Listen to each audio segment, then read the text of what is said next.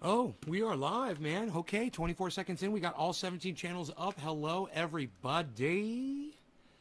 I'm going to fire up a new Zoom meeting here for our guest of honor tonight will be Savage Joy Marie Mann. She is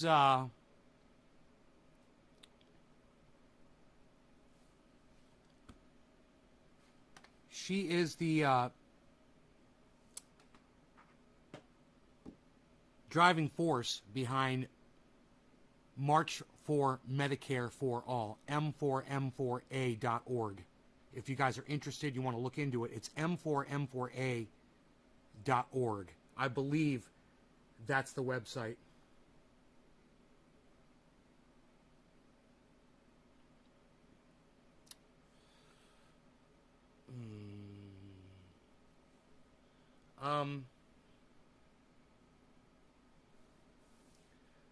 Just turn my phone off. Anyhow, we are going to go right through the show. I plan to do 2 hours. And if Joy doesn't show up until 6, then that's it. Then we're just going to start right at 6 p.m. and we'll just keep going with the show. That's the way I think I want to do it this time. Hey, Smile, what's up?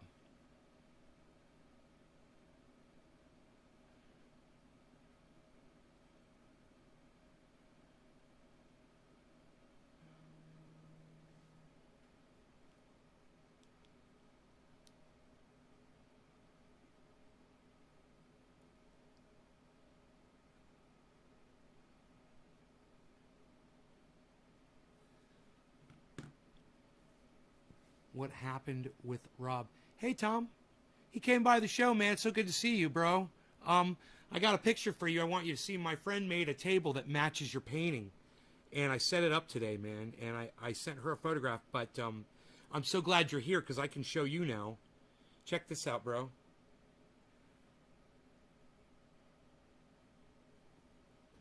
How awesome is this? This is set up in my billiards room. Look at the table underneath your painting. It matches perfectly.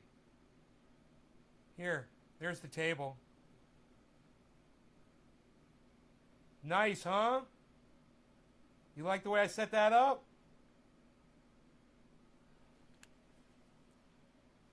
Hippie chick, all my groups are gone. I can only post MI and Facebook too. No, it sounds like a glitch. I wouldn't be too worried about it. I got 2 nice... I would just reload and see if you could just refresh the page. I got 2 nice joints loaded with lots of Keef, says Killa B TV. Eddie, that's dope. Killa B Keef. Right. Right, Killa B? Is that what you meant to say? Okay, I gotcha. Yeah, Tommy, you like that? Well, Robert came on the show earlier today. And I have to monitor here. I have to send her this. Hold on a second. Give me a second. I'm getting distracted here.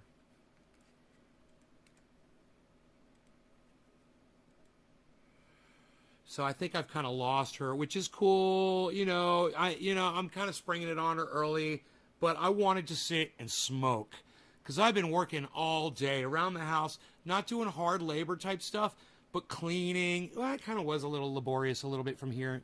I was mopping. Yeah, that was tough. I got one of the clones transplanted because it was ready. It had plenty of roots. I'm waiting for the other ones to catch up. Took pictures. I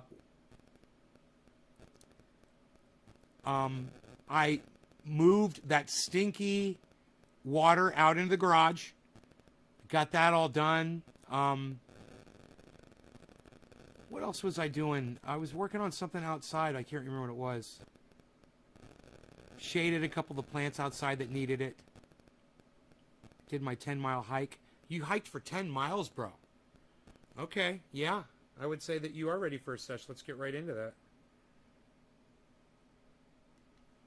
Okay, so, let me just see if I hear back from Marie, Joy Marie here.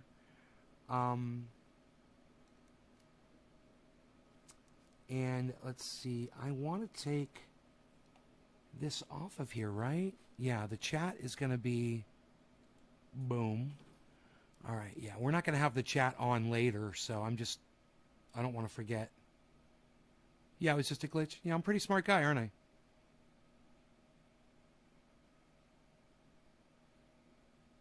You'll figure it out sooner or later.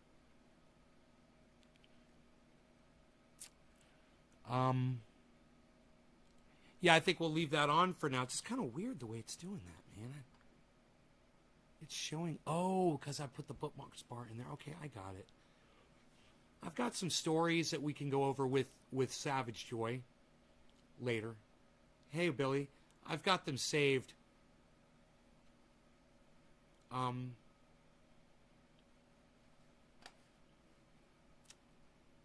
could close that. I've got my meeting open. Yeah, I'm giving her that feed. That's right. Okay.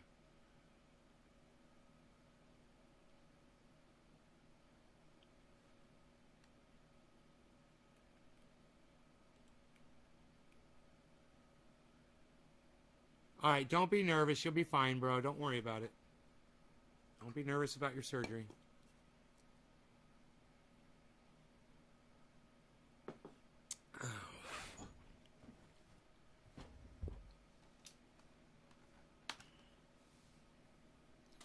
Karen, you're doing it again.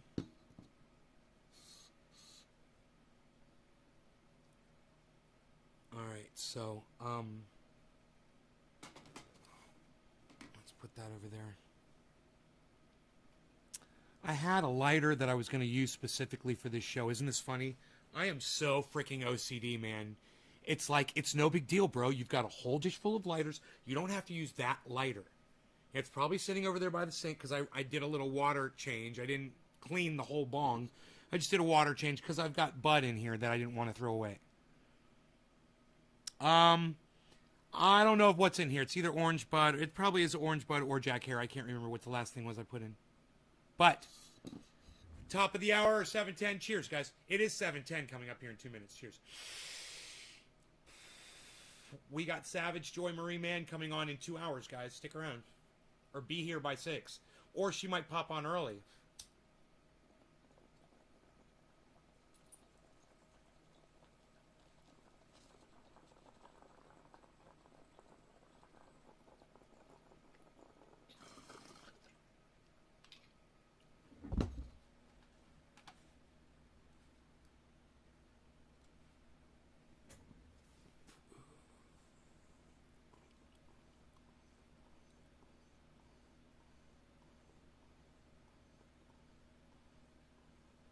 Why haven't you done a dab in 3 days, Enoch?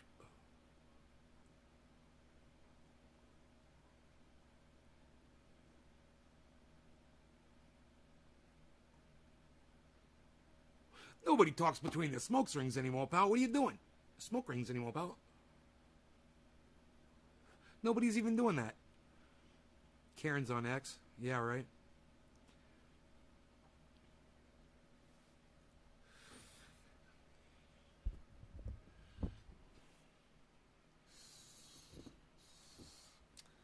Okay.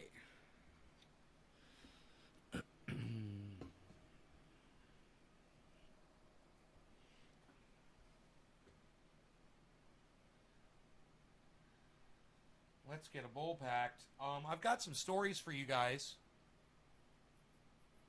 You're watching me and Dr. Cushman? Right on. Good for you.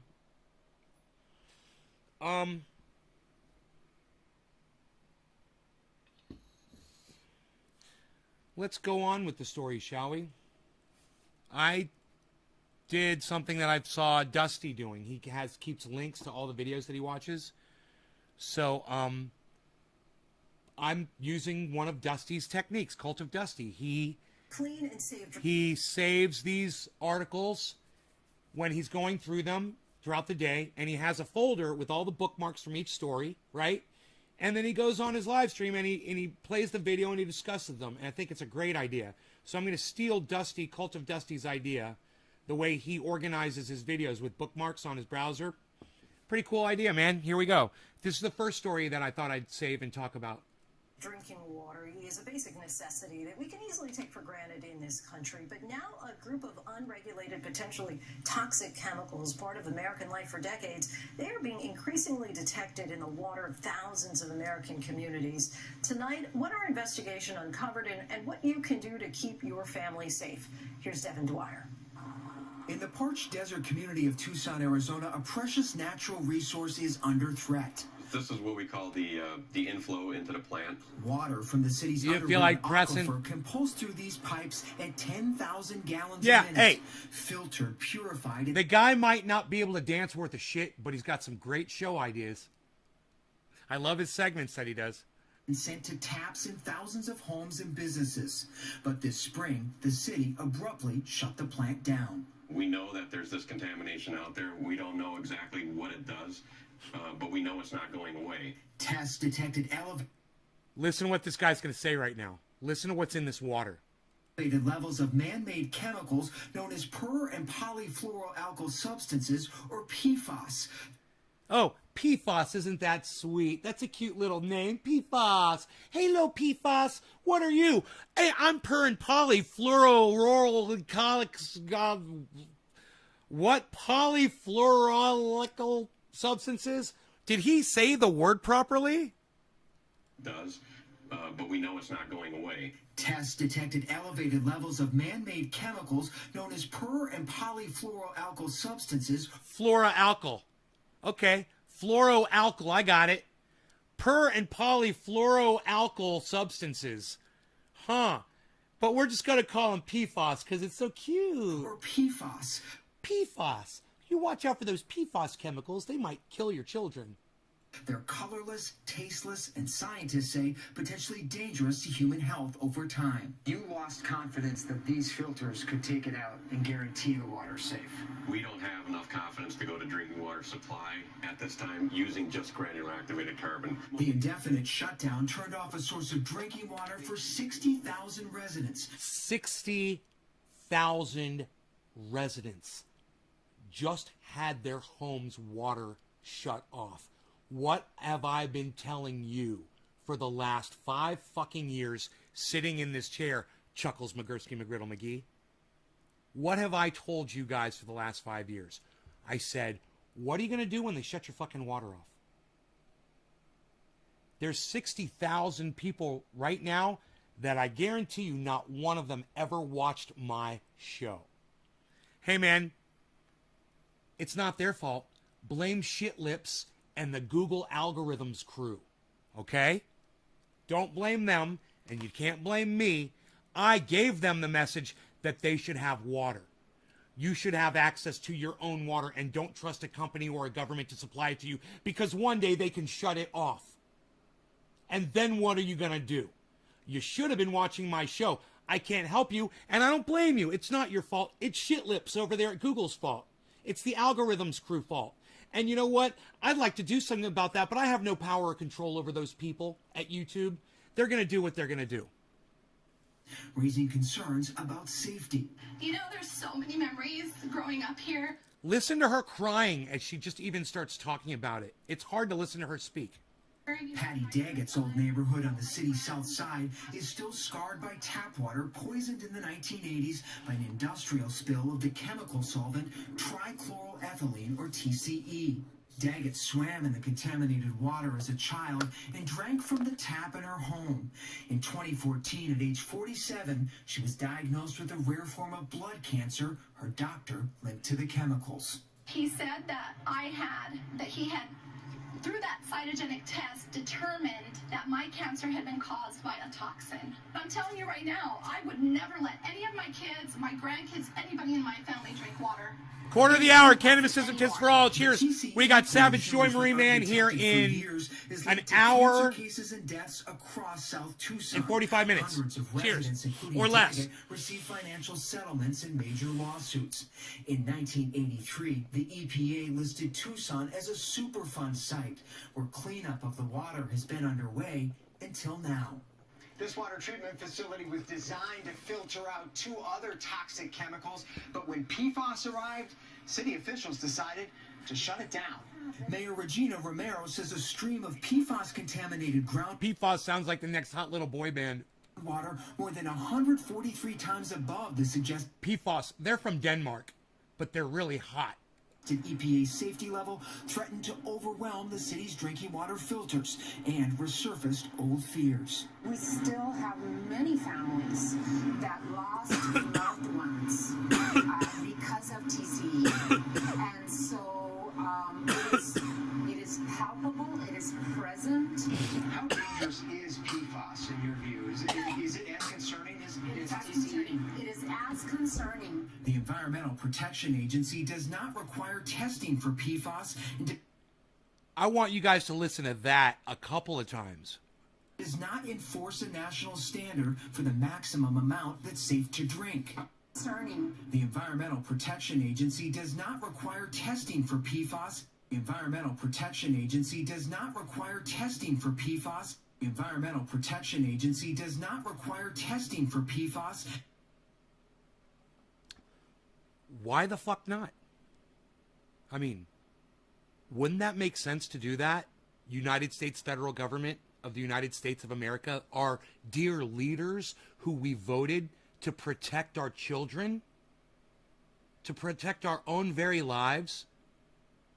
But the EPA says, no, we're not going to test for that. We're not going to do that. We might find it everywhere. We might find out that we really are killing you and it wasn't chlorine and it wasn't, and you guys thought it was fluoride. It wasn't fluoride. It's something else they came up with. Something undetectable. Something more dangerous. Yeah, we don't know what it does. Hey, we haven't done any research on it, but I wouldn't drink that water if I were you. It does not enforce a national... Hey, I'm invested in Nestle. Come buy some Nestle bottled water. It's really good. It's healthier for you. Yeah, Nancy Pelosi. I bet she's invested in water. And I bet you Chuck Schumer is too. And I bet you Mitch McConnell is. And Lindsey Graham. And Joe Biden. And Kamala Harris. And all those fucks. The squad. I bet they're all invested in good water. I bet they are. I bet they all knew about this way before I did. It'll be interesting. Maybe they're just not telling anybody. But, you know, Ted Cruz thought it was so important to hide where all of these politicians are getting their money and their investments from, right? So, you know, thanks to Ted Cruz, you guys don't get to know who's invested in water rights and who gives a fuck about whether or not you're going to be drinking pure water or not. We've got Savage Joy Marie Mann. She's going to be here within an hour and 40 minutes. It's almost 4:20. Oh my God, she's coming over. She's coming over. She's coming over. She's coming over early. Coming over early. Take your time. She's coming over early, everybody. She just texted and she's like, I'll be there soon. All right, right on. Right on. Everybody who was like waiting for the 6 o'clock show, I know that there were a lot of people that said, man, it's going to be too late. I'm not going to be able to make it. I hope this is okay. I know it's a little bit of a bump up, and this is me that did this. You know, I totally did this. I totally could have ridden this out until 6 o'clock. But I wanted to come on and get high, and I started thinking, I was like, I don't think I want to do 2 separate shows. You know, I'll just go right through, and if she can't show up until 6, that's fine, because that's the way I scheduled it. That's the way it's got to be. But if she says okay, then all bets are off. She's coming over. We're going to hang out and talk about stuff with Savage Joy Marie Mann. We're going to be hanging out with Savage Joy Marie Mann, baby. We're going to be hanging out with Savage Joy Marie Mann.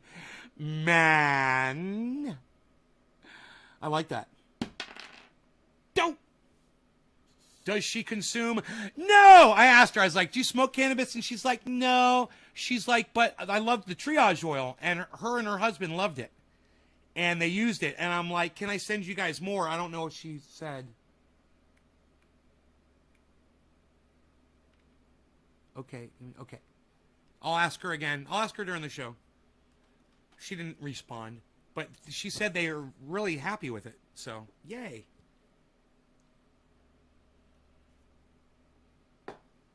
Dude, what she will prove to all of you, I truly believe this, is that every single one of us has a voice. And just a few years ago, she didn't have a voice and nobody knew who she was. And now she organized a march on the entire country, guys. She organized a march. She got people to protest and hold up signs and march in the streets. That's what this woman did. And I want her to inspire you guys. I want you guys to realize that we are not powerless people. We have options. We have voices. We have platforms. And while I may have blown my ride, there's a lot of people behind me, people like Jackson Hinkle and people like Savage Joy, that are more than willing to take up the cause. And we have the identical cause, don't we? Medicare for all, period, full stop.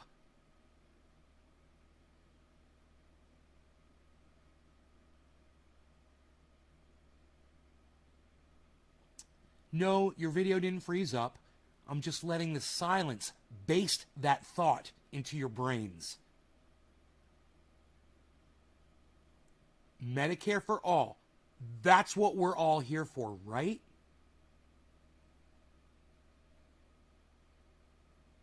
I'd be in ER right now. Fell down 6 steep steps, so thank you again for the miracle oil. Jeez Louise, you fell down 6 fucking steps? Be careful, Karen. Hey, happy 420. Karen, I smoked to your recovery for 420. Cheers, everybody. Let's go back to this video and smoke, shall we? Cheers. National standard for the maximum amount that's safe to drink. But in 2016, concerned by emerging data on adverse health effects, the EPA issued an advisory to local water systems, saying PFAS exposure over 70 parts per trillion may result in liver damage, weakened immune systems, and cancer. The ones that are most strongly linked are kidney and testicular cancer. They can also have effects on developing babies and on women. Our kidney and testicular cancer, our kidney and testicular cancer, our kidney and testicular cancer, knee and testicular cancer, knee and testicular cancer, knee and testicular cancer, knee and testicular cancer, knee and testicular cancer, knee and testicular cancer. Tell the boys. It affects you guys. So do something, right? You got a reason to do something about this now, don't you, male politicians? They can also have effects on developing babies and on women while they're pregnant. Yeah, but you don't care about that. You care about your fucking balls, though, don't you, boys? I swear, I'm glad that it does testicular cancer, too. Otherwise, men wouldn't give a fuck about this shit. You know, just like abortion. Doesn't affect them. What are they worried about? DeWitt is a toxicologist and pharmacologist leading cutting-edge research on how PFAS affects the human body over prolonged exposure. For those people who have PFAS in their bodies, there's not really anything that they can do. Now we're thinking about PFAS, that name, PFAS, and it does have something to do with your penis. It's kind of funny now. It's kind of fitting. It's like, penis fucked over, sir. PFAS. Penis fucked over, sir. PFAS. We're all going to remember PFAS. Penis fucked over, sir. Your testiculars get testiculated. Hey, you get the ball cancer. Look at this. Shut up. You're no good. Yo. With your ball cancer. Out of cancer. their bodies more rapidly. We don't have any drugs that will make you pee out PFAS really quickly. So if you're watching this and you're concerned about PFAS, you have to educate yourself. Where do you get your water, and what do you know about what's in your water? Scientists with the Environmental Working Group in Washington have detected some amount of PFAS in groundwater or drinking water in nearly 2,800 American communities across 49 states. The contamination often linked to nearby industrial sites, landfills, airports, and military bases where the chemicals may have seeped into the ground. Man, I want to have my shit checked right now, but I feel pretty good because I'm 3,000 feet up on a mountaintop, and there's nothing up on this mountain that could fucking get into my well that I know about. But I am 450 feet down into the ground. But hopefully, you know, that toxic place, that toxic fucking fracking operation It's about 5 miles away. I hope that's far away enough I don't get their fucking PFAS and get the PFAS for my PFAS. Do not mess with my PFAS. Don't do it.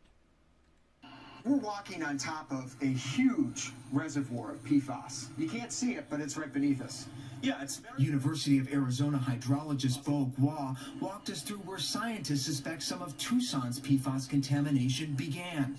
He says the heat-resistant chemicals never break down, calling them forever chemicals that leave a traceable trail through the soil. You call this a ticking time bomb of a problem. Yeah, they basically fulfill the characteristics. Falling of a ticking off. time bomb. PFAS, Right. FOS. It's very dangerous. I thought it was and FOS. They're migrating very slowly. State and local FAS? officials believe firefighting foam laden with the chemicals permeated soil around Tucson's airport and Air National Guard facility decades ago, only now reaching groundwater wells miles away. The firefighting foam, they have told us that they either, if it was used on the runway, they'd hose the stuff into the soil. If it was used in the hangars, they'd dilute it and dump it down the sewer system. Councilman Steve Kozacek has been pressing the military to expedite cleanup and remediation, especially as climate change fuels historic drought. We're in the desert. By the way, we're in a 12-year drought in the city of Tucson right now. So there will come a time when the Colorado River water is no longer available, and we're going to be reliant on our groundwater. Damn, man. Listen, I'm going to play you guys a song, and I want you to listen really closely to it, all right?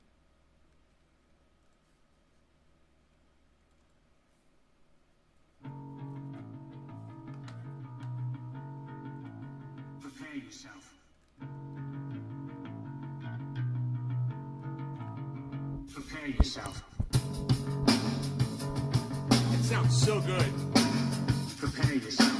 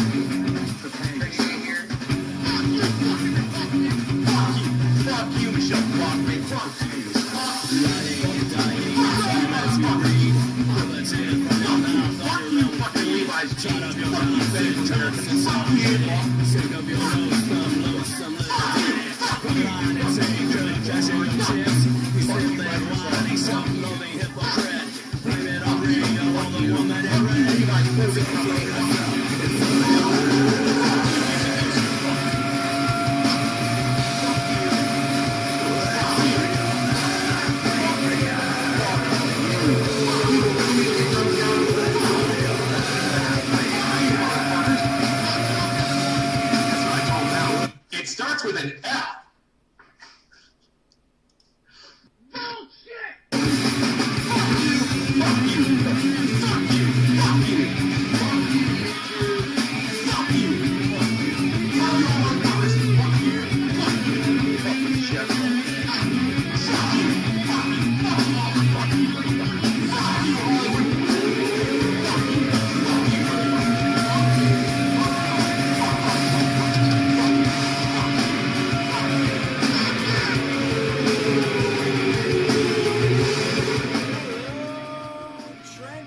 Trendy Day reporting in live from Northern California. Home of Trendy as habits and all things trendy. Where find me, you, and the hashtag Trendies on all phones, sources, and social media. Especially all of my YouTube channels. There's a whole bunch of them, and they all say Nays Garden. This is the Ox Project from Orlando, Florida. They are awesome.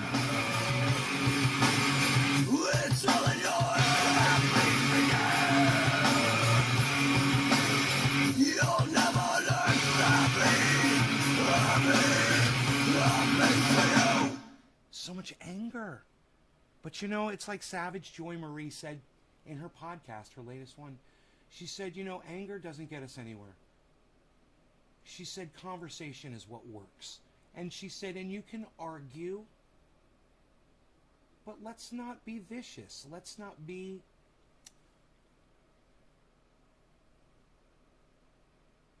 ugly towards each other when we're discussing our differences.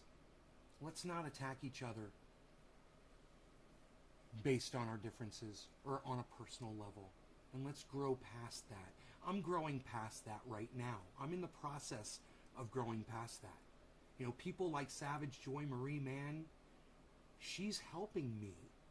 She's helping me. She's helping just by me watching her. You know, her ability to get stuff done, to organize people, to get her word and her message out there with thousands of people behind her inspires me, and I hope it inspires you. I really want you guys to enjoy this interview, this conversation, and I want you to really let her inspire y'all like she's inspired me. I've been following her on Twitter for a long time. So long that I sent her some triage oil a while back, and I forgot if I even did it or not for sure. And I asked her in a message, I was like, did I send you? And if I did, is it working? And she's like, yeah, my husband and I love it. And I'm like, it's got 50 uses. I'll send you more, you know?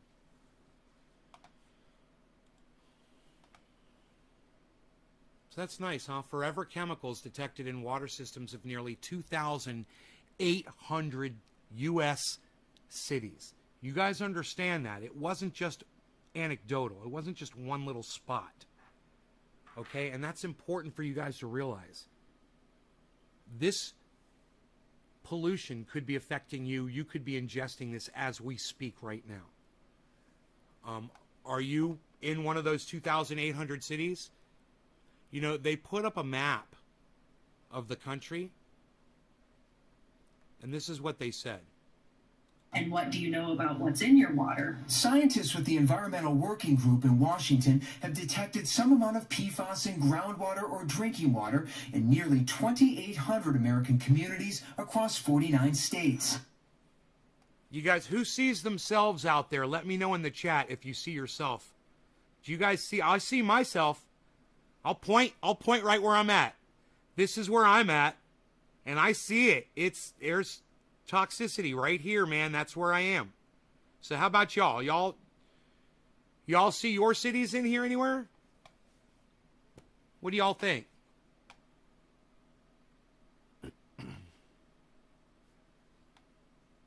You hippie chick, you see Florida, South Florida? Down here?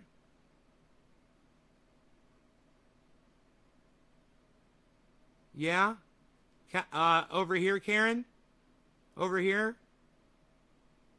San Diego area? Eddie? Over here on the East Coast, bro? Aren't you on the East Coast? I can't remember where you are, Eddie. Who else? Killaby? You're up in Massachusetts? You're up here somewhere, huh?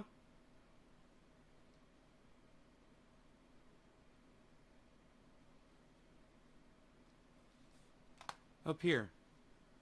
Huh. Are you guys paying attention to this? Aren't you wanting to find out if your water system has this stuff in it? I mean, it's just testicular cancer, boys. You could do without your balls. You don't need your balls, do you? Boys? Boys, you don't need your balls, boys, do you? About what's in your water. Scientists with the Environmental Working Group in Washington have detected some amount of PFAS in groundwater or drinking water in nearly 2,800 American communities across 49 states. The contamination often linked to nearby industrial sites, landfills, airports, and military bases. Who lives near a landfill, an airport, or industrial site or a military base. Those 4 things. Who lives? Let me know in the comments what it is that you might live near. You want to know what I live near? An industrial site. 5 miles away. I don't know if that could contaminate my water, but it wouldn't surprise me if it could. This is kind of why people had to start drinking beer, says Bill. Billy, what time does Ghost Ninja go live tonight, bro? I want to promote him on here.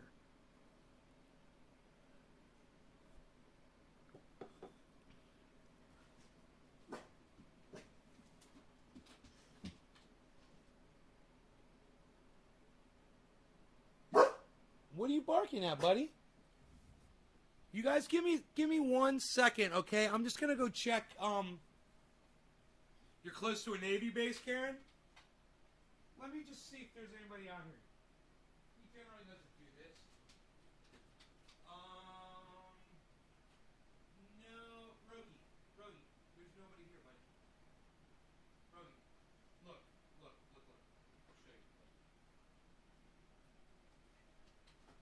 I'll show you. Rogan, look. Come here. Rogan, look. Nobody's here. Look. See? Look. See? Look. See? Look. See this? Look. Nobody's here. See? Rogan. No. Good boy. Sit down. No. Sit down.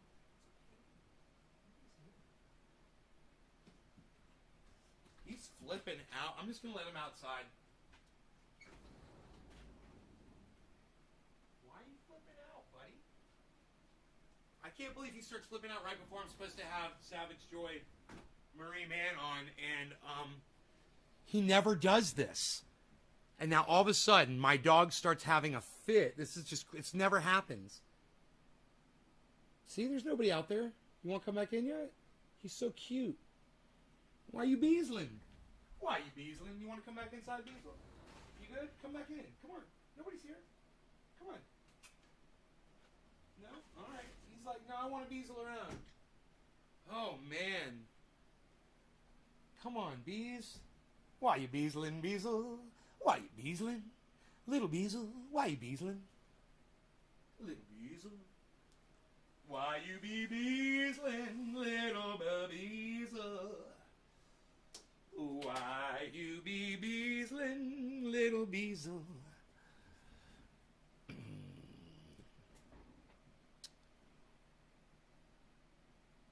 You live 30 miles from the only biological weapons training facility in the United States? 30 miles, I think you're fine, man. But I don't know if I am.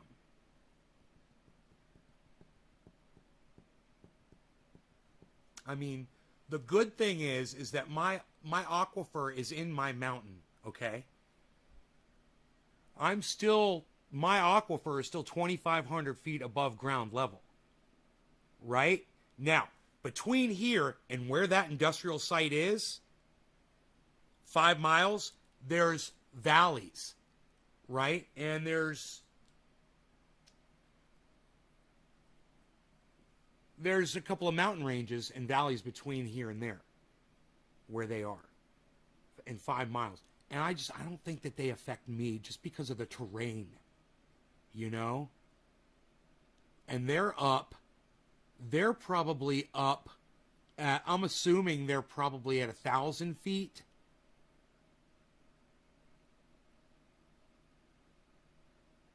Maybe, I don't know. I'd have to check and see what their elevation is where they are. But, man, I don't know if they're responsible for putting these PFAS chemicals in the ground. But it wouldn't surprise me one bit if they did.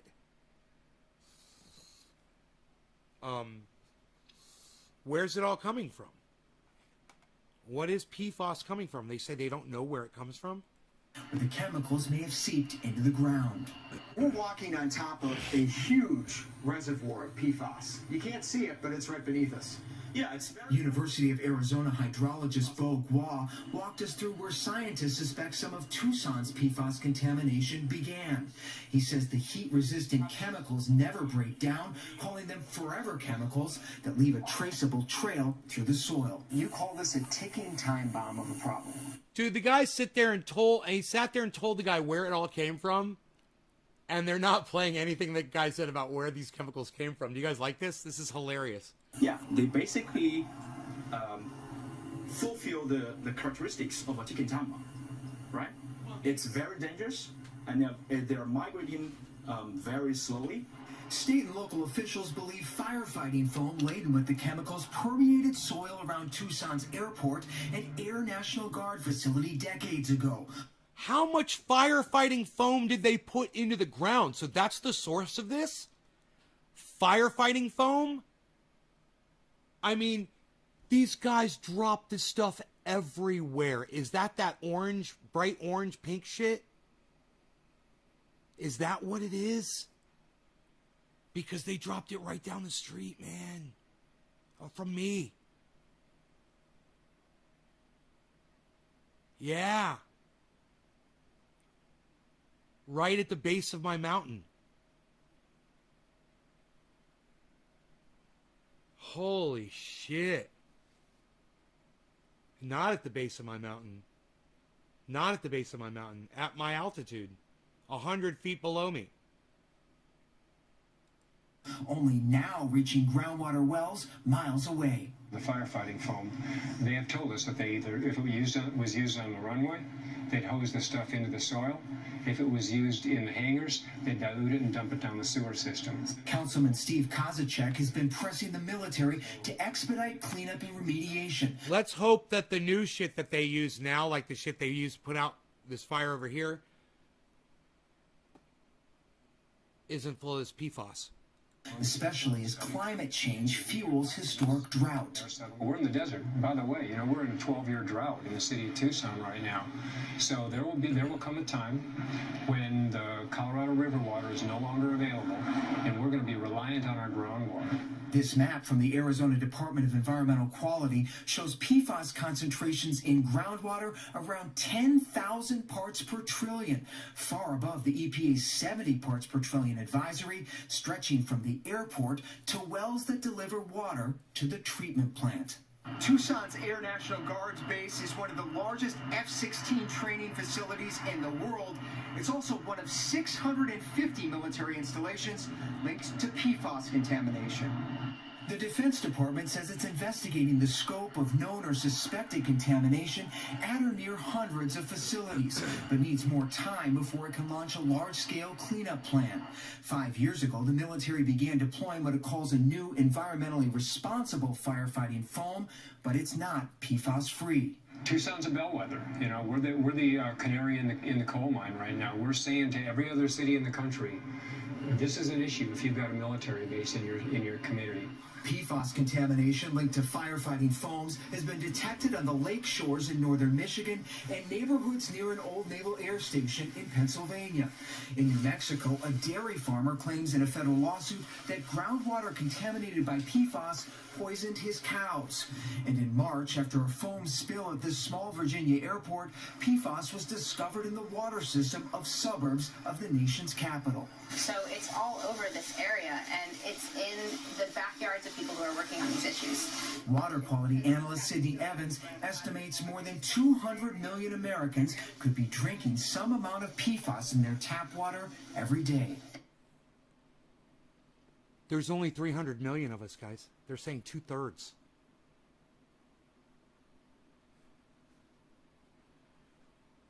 It's affecting all of us. You guys, we're being distracted by fighting about masks and shit, and this is going on. This is just the first story I wanted to cover. It's not just localized issues of contamination, that these are issues in big metropolitan areas as well, and that there's still not any testing requirements at the national level. The EPA declined our request for an interview, but told us in a statement that addressing PFAS in drinking water is a top priority and that it's developing a multi-year strategy to deliver critical public health protections. The agency says it's moving quickly while balancing the law, industry interests, and the science. Consumer advocates say EPA's delay in regulating... Man, I just have a feeling that my Brita filter and Zero Water don't filter out any of the PFAS. You know, if it's in there. I just have that feeling. Yeah, I know. I wonder how you test for it, right? They can test for it, so there's got to be a test out there. I bet you if you went on Amazon and you typed in PFAS water test kit, I bet you could find it. The chemicals is highly troubling. I think that the EPA, we need to hold their feet to the fire, because nothing is going to change. Nothing will go forward until they... Check this out, Nick. They just said the chemical is coming from foam that firefighters use to put out fires. Firefighting foam. And then it's rinsed into the ground, it's rained into the ground, it seeps into the ground, and it gets into our drinking water. And we can't filter it out. Dude. You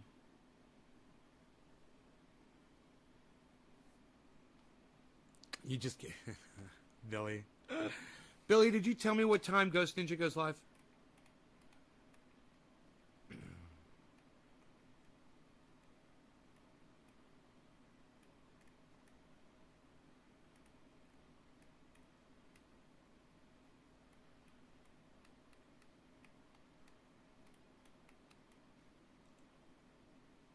Billy, did you tell me what time Ghost Ninja goes live? Billy. Set those limits. Yolanda Herrera has been advocating for safer drinking water for decades. She says she believes the city of Tucson's assurances that its water is safe and PFAS-free. Oh, you said 7:30, but you'll be late. Perfect, bro, because I want to see the show tonight. I want to be there. So everybody check out Ghost Ninja, and Billy will be there, hopefully, on YouTube. The channel is Ghost Ninja SD, I believe, is the channel. Says Americans nationwide need to pay attention. They can't just depend on their neighborhood leader or their mayor to make this change. Ariel and Smith, yeah, I wonder if we're able to obtain a kit that would detect that water. Ghost Ninja SD.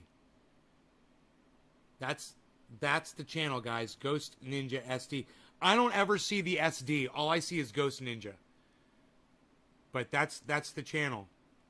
It's going to take all of us together to go to Congress, to go to the EPA, to make the major changes that need to be done. Congress has started to take action. In a bipartisan vote last month, the House approved a bill that would force EPA to declare PFAS hazardous and establish a national drinking water limit, requiring water systems to start filtering it out. The Senate's bipartisan infrastructure deal includes billions to help communities get the job done. The residents of our community should not be left holding the bag of something that they did not create. In South Tucson, Patty Daggett, whose cancer is in remission, worries now about her aging mother, Natalie, still living in the family's Southside home, still washing in the water, but not drinking it. I wish I could tell you how worried I am, because, you know, my mom's been affected, I've been affected, her mom's been affected. All of these families in this neighborhood have been affected. You're supposed to trust the water company, you know? I mean... Do you trust them today? Do you think they fixed it? No, I won't even give my dog... I give my dog bottled water. We don't know who to trust. Devin joins us now. So, Devin, how can you check to see if there's any amount of PFAS in your tap water? And is any level safe to drink? What does the science tell us? Yeah, Lindsay, many local water companies actually voluntarily test for PFAS, so experts told us you can start there, check their results, which are often published online, ask those questions. As for safety, many of the medical experts we talked to said actually no level of PFAS is ideal to consume, although it's really prevalent in our environment. Sometimes it's hard to avoid. The EPA advisory suggests over a lifetime we shouldn't be consuming more than 70 parts per trillion. But again, because that testing is not required, it's really hard to tell what is coming out of your tap when it comes to PFAS. And you also mentioned just how prevalent these chemicals are. They're not just found in firefighting foam. That's right. And PFAS are ubiquitous, Lindsay. They're in all aspects of our life. There are more than 4,000 different types of these chemicals. They coat our nonstick pans, our waterproof jackets, our stain-proof furniture. Manufacturers for years have said these chemicals are indispensable to our lives. They say they're inherently safe, aside from a few outliers which have been banned. But the biggest worry right now from consumer advocates, Lindsay, is the amount of these chemicals showing up in our water. And I expect we'll be hearing much more soon from the EPA on this, especially with the growing pressure from Congress and consumers demanding more safeguards. Lindsay? Yeah, I imagine a lot of people are going to be concerned by this. Devin Dwyer, our thanks to you. Thanks, Lindsay. Man.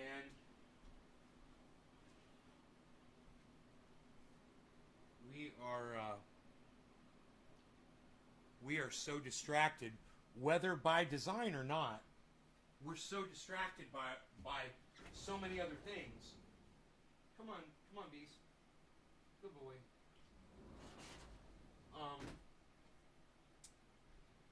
That we're getting used to, it's almost like we're numb. Does anybody feel numb? Let's make a list, shall we?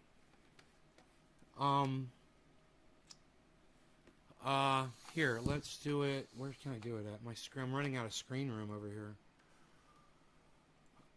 Let's do it on Twitter. Okay, we've got climate, water, poisoning. Dude, we've got COVID, fires.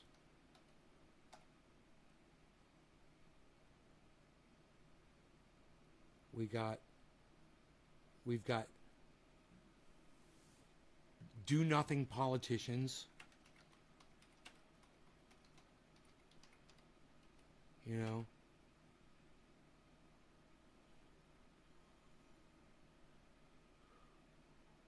we are numb.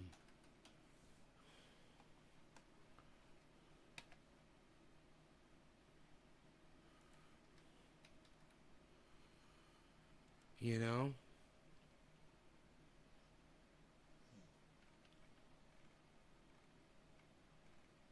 Man, I just saw a tweet from Savage Joy, and I'm so upset because it fast forwarded it through, and I don't know what she said. And I didn't want this thing to automatically push her goddamn... Here it is. It's that thing that you can afford that millions of others can't. It's that thing that you didn't stress the importance of your... thing corporations like to use as a hostage situation on people's lives.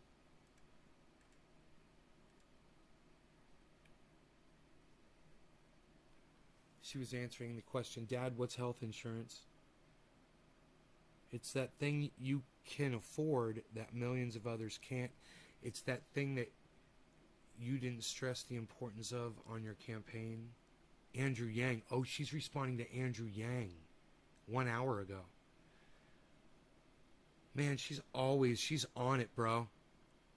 Savage Joy. That's why her name is Savage, bro. I don't even have to ask her why her name is Savage, because she's a freaking savage.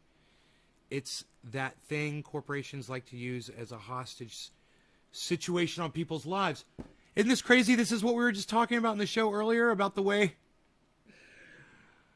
I was held hostage in my hospital bed by an insurance company, telling me I had to get the hell out of that hospital ASAP and to hurry up and heal up. And how long did I think it was going to be before I was going to be good enough to drive myself home? Every time I talk about this, my gut starts aching in the area where I got the surgery. Isn't that funny? You know, I was going to do another bong rip, but I'm pretty toast. How toast are you guys? You guys ready for Savage Joy to come on? I hope you are. Maybe we should tweet about this. Quote tweet. At Savage live with me right now at www.youtube.com/C/TRENDYASDABBERS.com. Not .com, .live. No, /live. Right. Okay. Live with me right now at youtube.com/sleeve/trendyasdabbers/live. Tweet. All right. Now, because that's a tweet and reply, nobody will see it. Because that's the way Twitter works. Because that's the way. Hey, Jenna Colby. Jenna, are you a Savage Joy Marie audience member and a friend of hers? Jenna?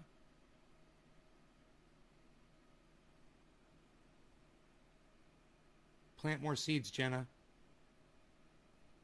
Hi, Jenna.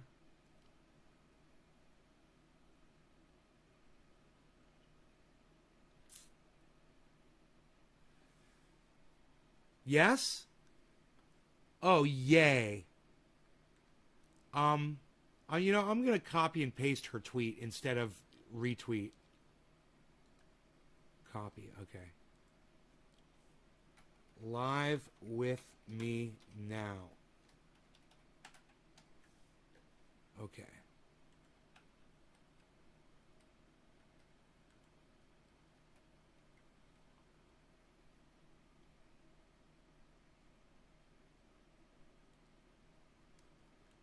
Okay. No link, just saying live with me now. You guys can retweet that if you want. Plants rule. I need an address to send you some seeds. Okay, Jenna. It's in my YouTube channel. You should see it in the bottom of the. It might still be there. My PO box is there in the in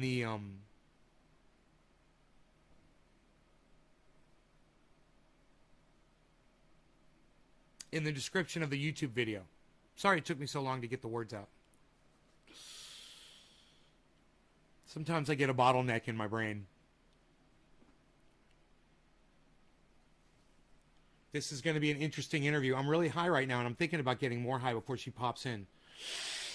I've got this bowl pack, man. It's top of the hour, guys. Who's ready? You guys ready to smoke? Nay's Garden style. No law regarding cannabis. Cannabisism, tisms for all. Cheers, everybody. Savage Joy Marie, any minute. She could pop in here any second. Cheers.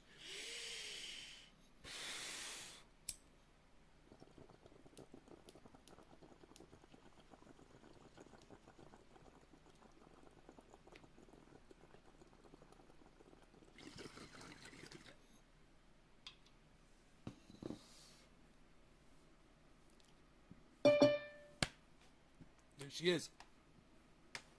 Before I even got to exhale.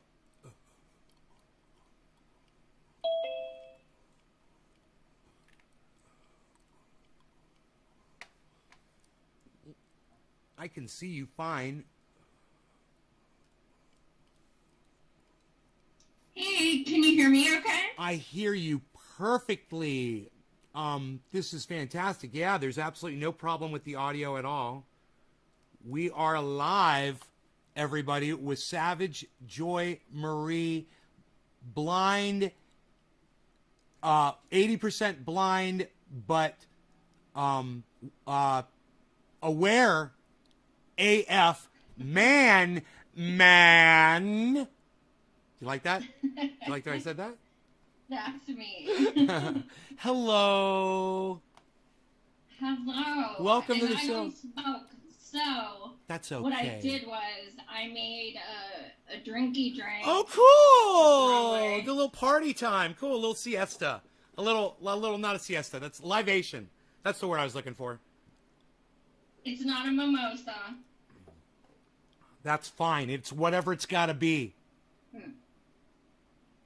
So I hope. I very rarely drink, so this is a special occasion. Oh, well, I think it's a special occasion as well. How was dinner? Was it good? Yeah, I mean, I made Eggos, which is always exciting. Oh, nice, man. Lego my Eggo. It's like poor people food. Like, that's what you eat for dinner is Eggos. or if you're a bachelor, we've been known to do an Eggo box or a case. Well, Amazon in a case of Eggos, but yeah, you know, that's how I do it. I like to buy all my stuff in bulk. Actually, I've never bought Eggos in bulk before. I'm just kidding. But it's not, I bet it's something I could probably do. So I'm just so glad you're here. I've got a million questions to ask you. The first thing I want to ask you is there anything that you want to bring up right off the bat? You want to promote anything that I heard you already speaking on what you had going on with having people, I think it was sign a petition. You want to talk about that? Yeah, so that's what we're doing right now, because obviously, you know, the marches don't mark the end of, you know, our fight. So we had 56 cities marching for Medicare for All, and now the next step is, with our demands, we demanded that in 2 weeks, we would be given 1881A, which is something that Biden can actually enact with the stroke of a pen, which would give every single person in our country, citizen or not, young or old, what have you, single payer health care immediately. And it has been used prior in a place called Libby, Montana. And it can be used during a pandemic. So since that was expectedly not done, what we are doing is we are collecting signatures on a petition, and myself and my partners with March for Medicare for All are going to be going to New York to the UN and filing a human rights violation grievance with the UN. We are working with National Lawyers Guild, and it's a big process. Of course, they want you to fill out 1 million pages, and but essentially, the more signatures we get, the better.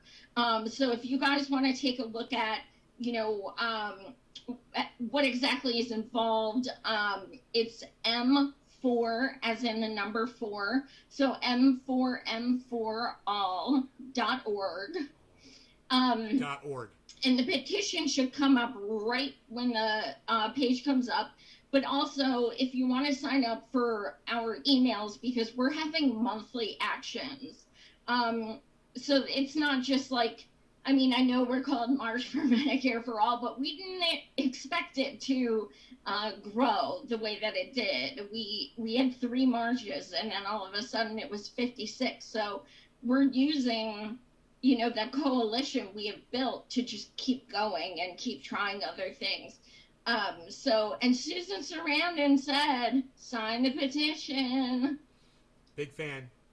She told me herself in huge person. Fan. Now, so y'all better listen to Susan. Just to give reference to that, there's a photograph of the two of you together, and you made a comment on your podcast. It was like, no big deal, just me and Susan Sarandon hanging out. And you went right past it, and I was like, wait, man, go back. Talk about it. You went right by it. I was so, because listen, when I was 11 or 12, whatever year Clue came out, and she came out wearing that black, it was like a French maid outfit. Susan Sarandon, yes. And my whole life, you know, it affected me because I was just a little kid. So it's so funny. I just want to shout out Nick Brown. Thank you for putting the link. You left the A off of the m4m4a.org. Just so you know in the chat, right? Thank you.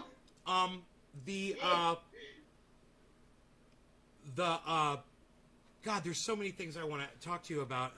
But first, I want to ask you this: how many people were involved in the march? And what was the date? What was the date of the march? It was the 24th of July. July 24th. We had thousands of people show up across the country. It was really incredible. There was, I myself am a lead national organizer, and there are 12 of us. There were like 10, and now we've expanded. So we just kind of oversee everything across the country, like, scheduling. I personally scheduled over 50 of the speakers and bands and stuff just because of having a show for 4 years. It was easy for me to just, email people and stuff like that. So, like, it's up to us, like, to kind of oversee, so to speak. But that became a little bit more of a difficult process, considering we went from 3 to 56 in less than 2 months. So now we have grown. We have much bigger coalition. Each person, each organizer from each city has stayed on, and they're all doing actions themselves. So that's why it's so important to follow our Twitter and sign up for the emails. We're going to the 21st. There's this douche canoe named Richard Neal, and we're doing hashtag Don't Be a Dick Neal, because he just met with Pelosi and shelved Medicare for All. She said that it wasn't popular enough, so they shelved it. Now, Dick Neal is literally stopping it by himself. He's on something called the Ways and Means Committee. So him and himself alone could literally say, boom, floor vote on the calendar. Let's do a floor vote. He himself, that's it. He is choosing not to. So a bunch of us are going to his house and presenting him with a letter that states that he will schedule a vote, a floor vote, and if he does not, which let's face it, it's not likely, then 1 week later, on August 28th, people will be going to his house and likely doing a die-in the streets in front of his house. So this is, we're doing a lot more stuff. It's not just marches. We're fucking sick of all this. No pun intended. We're fucking over this shit. Like, we're over the attempts at rationalizations. We're over the hero worship. We're over making excuses of, well, it's only been a few months. And no, like, we're over it. We're done. We're people, so many people think that they can just go on Twitter and they're changing the world. And they try to knock us down, but at the same time, they sit on their ass.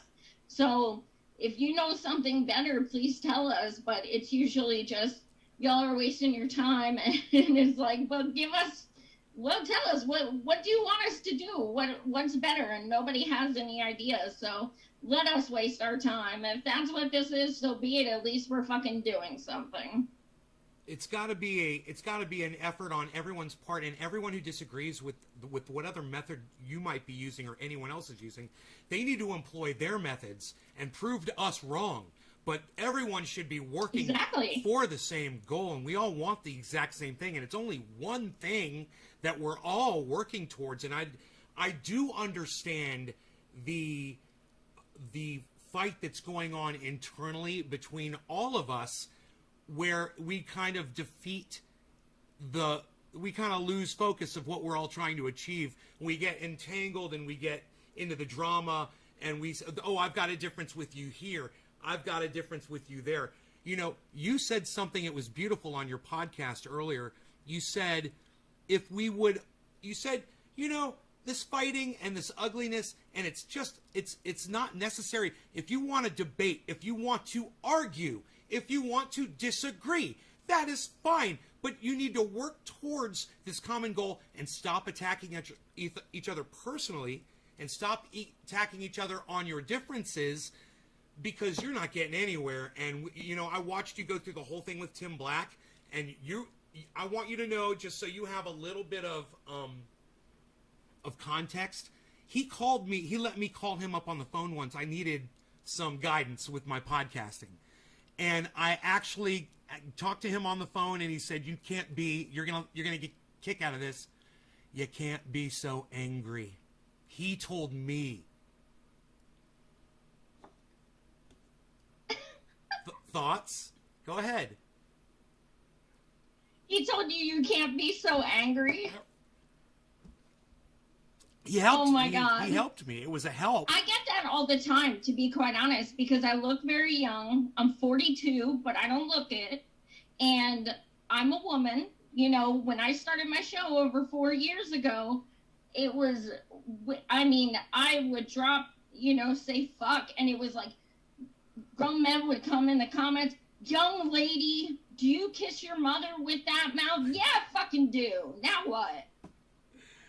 Like, people get so, like, no, never ever lose your sense of outrage. Fuck that shit. Say whatever you want. It's your fucking show, period.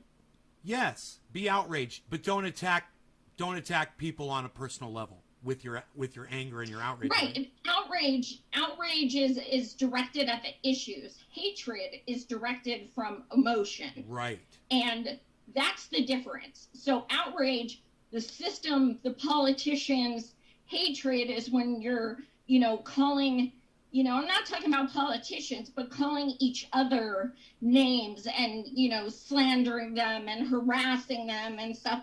That is hatred. That's ugly. That doesn't need to be anywhere. And when people do that shit, you need to take Bernie out of your freaking pictures. Like, take not me us out of your fucking bio. Like, shit like that, because, like, you should not be representing anything that we came from. Anything. Speaking of where we came from, where did you come from, and how long ago, before you got a voice on Twitter and before you started becoming what you believe is an activist, what you would consider an activist, what happened? What's your story? What's the journey? Actually, I admit I'm one of those people who didn't wake up till 2015, till I saw this old grumpy punk rock dude, you know, yelling at Congress, and I guess I was 35 at the time, and in 15, and I saw this old 80s video of Bernard, you know, saying the one where he's like,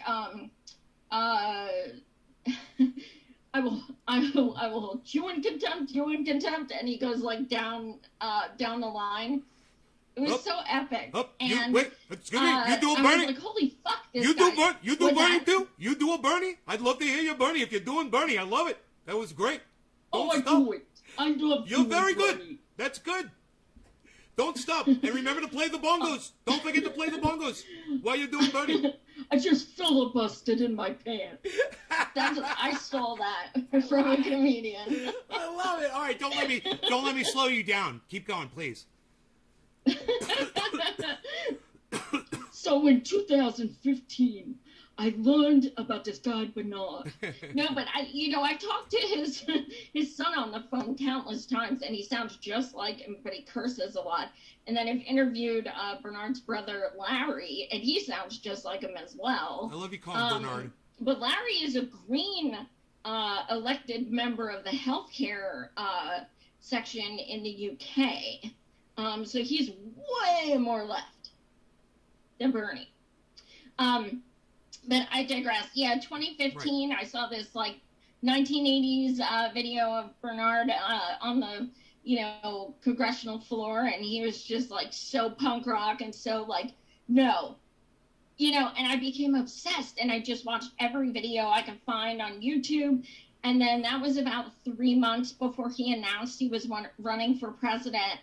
And then he was on an interview with Barbara Walters in 2015, and she said,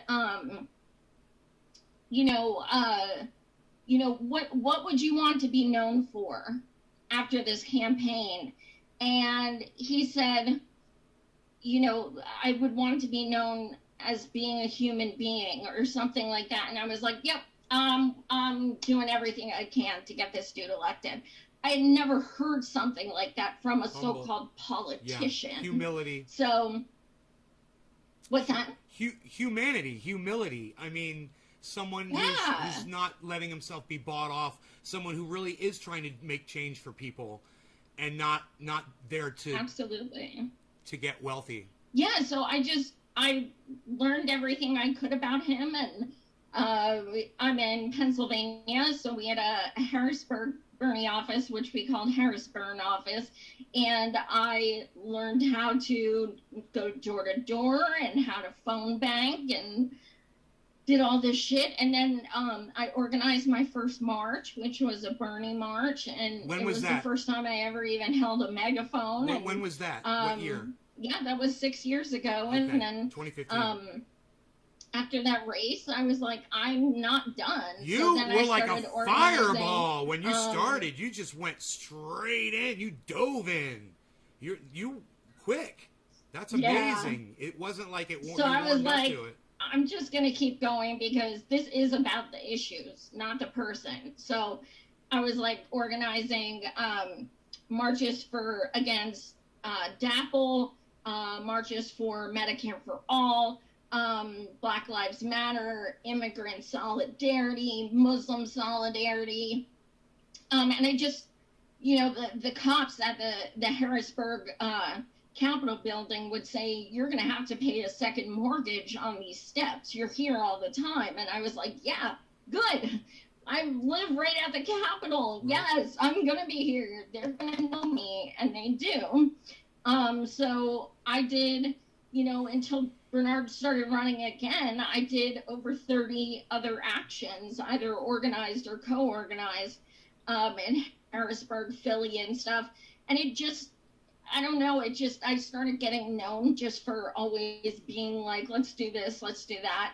And that's how I got offered to do a show at first. I did a 2-minute video to my fellow campaign volunteers at the Bernie office, and I just said I didn't want to type it because it felt really impersonal. So I was just like, you know, I love you guys. I never thought I would do anything like this. I've grown so much. I've learned so much, and it went viral. And it was crazy because it was 2 minutes. And then Steve from Real Progressive said, Joy, you need to do a show, and asked me for like 6 months before I finally said yes. So you just kind of, you weren't ready, or did you kind of, because you didn't treat that like you did your activism, you kind of took 6 months. Yeah, I mean, I was not okay with being on camera, and I still get my moments, but, you know, I get very like, people are staring at me. Yes. You know what I mean? So it can be daunting. I don't think people realize how intense it can be. Like when thousands of strangers are just watching you and you have no idea what they're saying or thinking, and you know, especially as a woman too, oh my God, some of the comments, like, and I'm not just talking about all the dick pics I get or anything, like some of the comments are like, whoa, you know, so you kind of have to learn to adapt to all of those things. And it's like, I really just want to talk politics. That's all I want to do. But then you have to, you know, also try and weed out the people who are like, oh, you know, ew, she has tattoos and piercings. And so you deal with so much. Oh my God, you have no idea. You have no idea how much discrimination against. Like, then don't fucking look, dude. Then fucking log off. What do you want from me? It's, you know, people just want your attention. A lot of times they're not turned off by it. They just want to see if they can get you to respond, you know, and that gives them so much joy. You know, when Joy gives them her attention. Yeah, that's what they want. Well, joke's on them. I can't fucking see their comments till after I'm off the air, so. Well, I tell you what, that's what Tim Black wanted from you. He wanted your attention. He wanted my attention. He wanted everyone that he called out, because I've been a follower of his on and off. I started watching him when I first got on. Then he started doing some kind of racist-y type stuff, and so I stopped watching him for a long time. And then I decided to tune back into him because he had changed the way he was saying things, and I was like, yeah, I'll watch him every once in a while. And for like the last year, I'd check out his show now and again and just tune in or whatever. And I sent him some oil. He wore my hoodie on his show. It was really cool. He did that. He came out and made a big deal on his podcast one day. It was cool. And then when I came out on a podcast the other day and I said, Tim Black hates white people, and that was the name of my podcast, he saw that and knew it was me. He knew it was the guy that he had allowed to call him up on the phone to help him out and say, hey, man, you got to stop being so angry with your audience and stop cursing so much. He's like, you're going to do so much better, blah, blah, blah. And realized by the title, Tim Black Hates White People, that it was a direct reference to, do you remember, I believe it was Kanye West and Mike Myers that were doing like a promo for Farm Aid, and they were on national television live, and Kanye said, George Bush hates black people. Do you remember that? You've seen that? Yeah, vaguely. So that was a direct reference to that. It was as a joke. And I knew that Tim Black was going to get the joke. Tim's a comedian. And I knew that when I said Tim Black hates white people, he was going to know, hey, that's the guy that I let call up on the phone and I helped him. So he's automatically going to know that he doesn't hate white people. And that was going to be a joke. He realized it was a joke. He came on my podcast when I said Tim Black destroys Nay's Garden during a live stream, which he did. He ranted on me for 4 minutes during a live stream, right? And we talked about it. He came on the live stream and he just said, hey, a shout out is a shout out. And I was like, right on. When I heard him mention your name, he was talking about Joy, Brianna Joy Gray, and he threw your name in there. And I want to tell you, from what I know about Tim Black, because I listened to you, I listened to everything you said twice. I watched your podcast where you addressed that, and I know you addressed it in tweets. Just so you know, he threw your name in there because your name is similar to hers, and you're one of the people that does that stuff, and you've worked with her, and he's seen you both together. He's heard you speak. He didn't really seize on anything particular that you had said or done, and he didn't really do that with anybody else per se. But if you really want my honest opinion about where I think he's coming from, he just wants more views. And he's angry at us because people like you and people like Bree and people like Jimmy are getting a lot of attention right now. And he wants some of that attention. And I feel bad for him because I know what he's like and I know he could do better. Let me give you an example. Did you know that the term Karen is racist? Yeah. Yeah, it's a racist term. I don't use that term, and I'm a vulgar guy. I've heard that. I mean, I've heard it, to be honest. It's my aunt's name, Aunt Karen. Well, I've heard white women say it's racist. I've never heard a black person say it, but I don't know. Right. So say that it's racist. I was kind of curious. You know what I do when I'm curious about stuff? I wiki, I Google it, I look it up. So I looked up the term, and, it's a reference to a white woman. And there's more. Who asked to speak to the manager. But it's really funny. Actually, the official definition is freaking hilarious.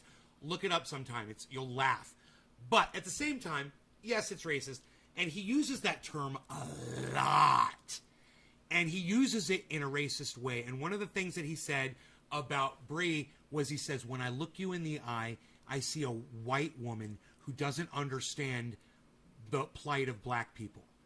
And I said to myself, basically, I said, you know what, Tim, that's racist, bro. You just gotta realize that even white people like me don't use the term Karen because we realize it's a racist term and it refers to white people, and you could step up your game a little bit. That's where I think he's at. I think he there's room for improvement. If you've seen some of the things he's done, some of the interviews he's conducted, and if you had been, like even him reaching out to me and allowing me to call him to try to help me out, or if you see him speak about, most importantly, rights for blacks, which he's talks about reparations, and I don't know where you are with that, but I didn't know anything about it until I started watching a little bit of Tim Black, and I was like, yeah, man, I get it, man. I totally understand. Yes, it's totally unbalanced. The system is screwed, and if there's a way we can unscrew the system, and if that involves writing up some checks, I'm down with that. I'm totally okay with that. You know, I'd rather that than send people to war with my money, and you know how much of our money goes to war. So I'm sorry to have ranted for so long. Do you have any thoughts about what I've just said? No, I mean, you know, as far as the first time he dropped my name, yeah, it was thrown in there because, you know, he's like, you know, fuck Brianna Joy Gray, fuck Savage Joy, or something like that. It was like, you know, it triggered him to think of my name too. Right. I'm like, oh, you just but at fucked the same up. time, when you say my name, I'm gonna fucking call you out. Goddamn right. I was like, oh, Tim, you don't even know. Did you see my tweet to him? Once my name came out of his mouth, and let's be clear, if somebody said his name on their show, he would do the same exact thing. Absolutely. Without question. Absolutely. So that was my thing. Then he talked about me the next night and said I was trying to have him locked up. Right. And that I said Bree is scared of him. And I don't even know what he's talking about. I have no idea. I said nothing even close to that. Nothing even, like, I didn't even talk to Bree through osmosis. He threw you in the wrong group of people. What he was trying to say, and I heard it, was there were other people that were trying to get him locked up for saying that he wanted to rape Bree because of the way he worded, he said some things about ass fucking, and then his whole excuse was, I'm a black man, and, you know, we get angry, and blah, blah, blah, blah, blah. And, you know, he has an excuse for all of that. But go on. Don't let me stop you here. I'm sorry. No, I just, you know, I don't appreciate being conflated with everyone else on Twitter. Right. You know what I mean? Like, if I specifically did not say something, the point of the show was to talk about Nina's loss. And when my name comes up on Nina's loss, that's when I got defensive. And I said, look, I wrote her in as VP. I donated to her every fucking month. I made her the Shiro of my fucking book, you know, and I talk to her all the time. I've been on her show. She's been on my show to promote the campaign. And then he was saying stuff like, if y'all didn't go to the campaign offices and you just sat on your ass, and I'm thinking, you know what? Like, what did you do? I was the only indie media who was in Iowa for more than like 2 days. Right. I was there for 5 fucking weeks. And it wasn't and easy. Not just covering. And it wasn't easy for you to get there. Volunteering. Right. And making thousands of phone calls and, you know, knocking on hundreds of doors in fucking ice and 6-degree weather. So while going blind, nonetheless. Yes. So, like, if I'm not going to be like, I don't like that sanctimony shit, and I don't like, you know, when somebody says, like, get out of my movement. This is my movement. Get out. Yeah. No, it's not. Yeah. If it is, I'm not in it. No. I'm perfectly fine not being in that. No. We're all just trying to get Medicare for all, and, you know, he needs to realize not to let his mouth write checks that his ass can't cash. And I'm telling you, he's really stepped in it this time. I'm like, I'm not really a defender of Tim Black at all, but I do want to see all of us getting along. That means Sam Cedar and Jimmy Dore, you know, having a debate if that needs to happen. It means someone like you know, there's a lot of people in the movement that are disgruntled with other people in the movement. And it's sad for somebody like me who's considers himself an audience member on so many of those podcasts to see it's a waste of time when these audiences should all be watching all the same people and building and in strength and numbers. When I see TYT working against Force the Vote, for instance, that's a good one. And then you see everyone that took a side. You know, and Tim Black was on the TYT side. I saw people take the TYT side, and Sam Cedar and other people, and I was like, good, this is why they need a floor vote, so everyone can see where everyone stands. And that, it did it to us. And all we had to do was realize that it's exposing us, and we need to expose the people who actually vote for it. Nancy Pelosi went into office. The day she went into office, it was because she was going to get Medicare for all, remember? This is what she's been promising ever since she started. That's why she's there, I thought. And now she's... No more Medicare for all. I'm so sad.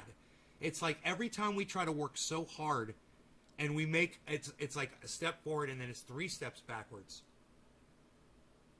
Absolutely. And, you know, I do think it's relevant when you look at, you know, how many bridges have been burned with... you know, with some of the podcasters. It's like I specifically have never, in 4 years of doing a show, I have never mentioned another podcaster's name unless it was giving them a shout out, and that is the fucking truth. Not once until the other day when I was addressing being attacked on his show. Not once before that, because I always said, why do people always tag each other on the show? Just don't fucking watch their show. Just don't watch it. Who gives a shit? Or watch it and find... This is what I say. I say watch it and find something that you agree with them on and let them know, hey, I do agree with you on this one thing. That's what I try to do. Like, I have no problem calling out TYT and stuff like that because they're corporate and they're not independent media whatsoever. But as far as independent media, like people who like live on, you know, few dollars in Patreon, like, you know, as far as that, like I just don't, it doesn't interest me to try and tear down someone with like 1,000 followers. Right. It's just, I don't know, it feels way more like bullying. And then, you know, after I got attacked, he said, well, I shouldn't even say her name because she doesn't have the following to matter or something like that. And I'm like, dude, you keep bringing me up. Right. Like, what are you talking about? Stop bringing me up then. Right. Okay, so... And as far as Force the Vote, yeah, I learned a lot about people because being the disabled spokesperson at Force the Vote on the town hall, I learned so much. I have had threats, I have had harassment, I've had bullying, I have been doxxed, I have been just, I can't even explain it. I've had people threaten to call Social Security disability and tell them I am committing fraud. This is how serious this has gotten just from sharing my story and saying representatives should actually answer to what they've campaigned on. This is what I've been dealing with since November. Just because I finally got the guts to share my story and, you know, actually be open about it. And ever since then, I've just been attacked every single day, relentlessly. And then I block those people and new ones come in. And that's why my Twitter goes private sometimes, because I just need a break. Were you ever rushed out of a hospital by an insurance company, Representative? I was not, but I have taken an Uber to the emergency room 3 times. I mean, what I mean is rushed out of the hospital, like when you're in bed and you're in, then somebody walks in the room with a clipboard and says, "Hi, I'm with your insurance company. How many more days do you have to be in this bed? Because it's costing us a lot of money." That hasn't happened to you? No, I've definitely heard of that happening. Has it happened to you? It happened to me personally, yes. Yeah, diverticulitis. Disgusting. I was in a hospital for 7 days. But I think there's a lot of people that have nightmare stories about insurance companies. I mean, this whole pre-existing condition loophole. I've just, you know, when it comes time to pay the bill, and you're looking at it, and it says your insurance company isn't paying any of this, it's all your responsibility, and you're like, what am I paying this insurance company for? And I wonder how many people have that experience, just that, you know? Or the fact that you have to pay so much money before it kicks in. Ugh. I don't understand who these people are that have a problem with getting rid of that. I don't understand. Who are they? It's violence. And honestly, it comes down to privilege. Because anyone who, and I'm not using being disabled as an excuse, I'm saying when you come on a fucking disabled woman's page and you are telling her that she does not have a right to demand that people she has interviewed, talked to, donated to, that they should stand by what they campaigned on, you're being an ableist fuck. That's the truth. Like, when you are I have thousands in medical bills, and you're telling me I don't have the right to tell people that they need to do what they said they were going to do, that's privileged. Privileged as fuck. Do you really support Medicare for all? Because people say, oh, well, we know who supports it because in 2018 they signed on. Here's the thing. In 2018 and 2019, when they presented the bill, 15 co-sponsors were on it. Everybody in the fucking universe knew it wasn't going to pass. Right. So people like Kamala Harris, Elizabeth Warren, Kirsten Gillibrand, who we all know for a fact in 2020 ran on not Medicare for all, right, signed because there were only 15 people, and it makes them look oh so progressive. And they got the cheers and yays for it. That's why we need a floor vote now. Exactly. Because now we have 118 co-sponsors and other people who are not co-sponsors but said they would vote yay. So we need a floor vote. A, are you being truthful that you were co-sponsoring it? And B, if you're not co-sponsoring it, are you being truthful you would in fact vote for it? So yes, we need a current floor vote. And that was the point. So I've got to tell you that it doesn't really matter to these people what we say or what we do, as long as they don't have to show their hand. Because I don't know if you know this, Ted Cruz just fought this bill that the Democrats were trying to push, where these politicians were going to have to disclose who was paying them these giant amounts of money. And he wants to keep that hidden. And he fought viciously, and his argument was so dumb that I realized it didn't have to be a good argument, because of course they're not going to push that through. They're going to act like they want to push it through, but they don't want us to know where that money is coming from and how it's flowing through. And I've got a couple of stories here that I wanted to just throw at you. So, are you ready for some wild, crazy, wild card stories for me to throw at you? Uh-oh, here, let me turn this mic up. Let me see if I can see this damn thing. All right. We just want to get your take on a couple of things that are going on. And I got to compliment you on that beautiful the background with the green screen that you're using. It's perfect, and it is beautiful. Yeah, it's working perfectly. All right. Let me have it. All right, so. This is serious stuff, though. This is serious stuff. Uh-oh. And it's sad, and it's current.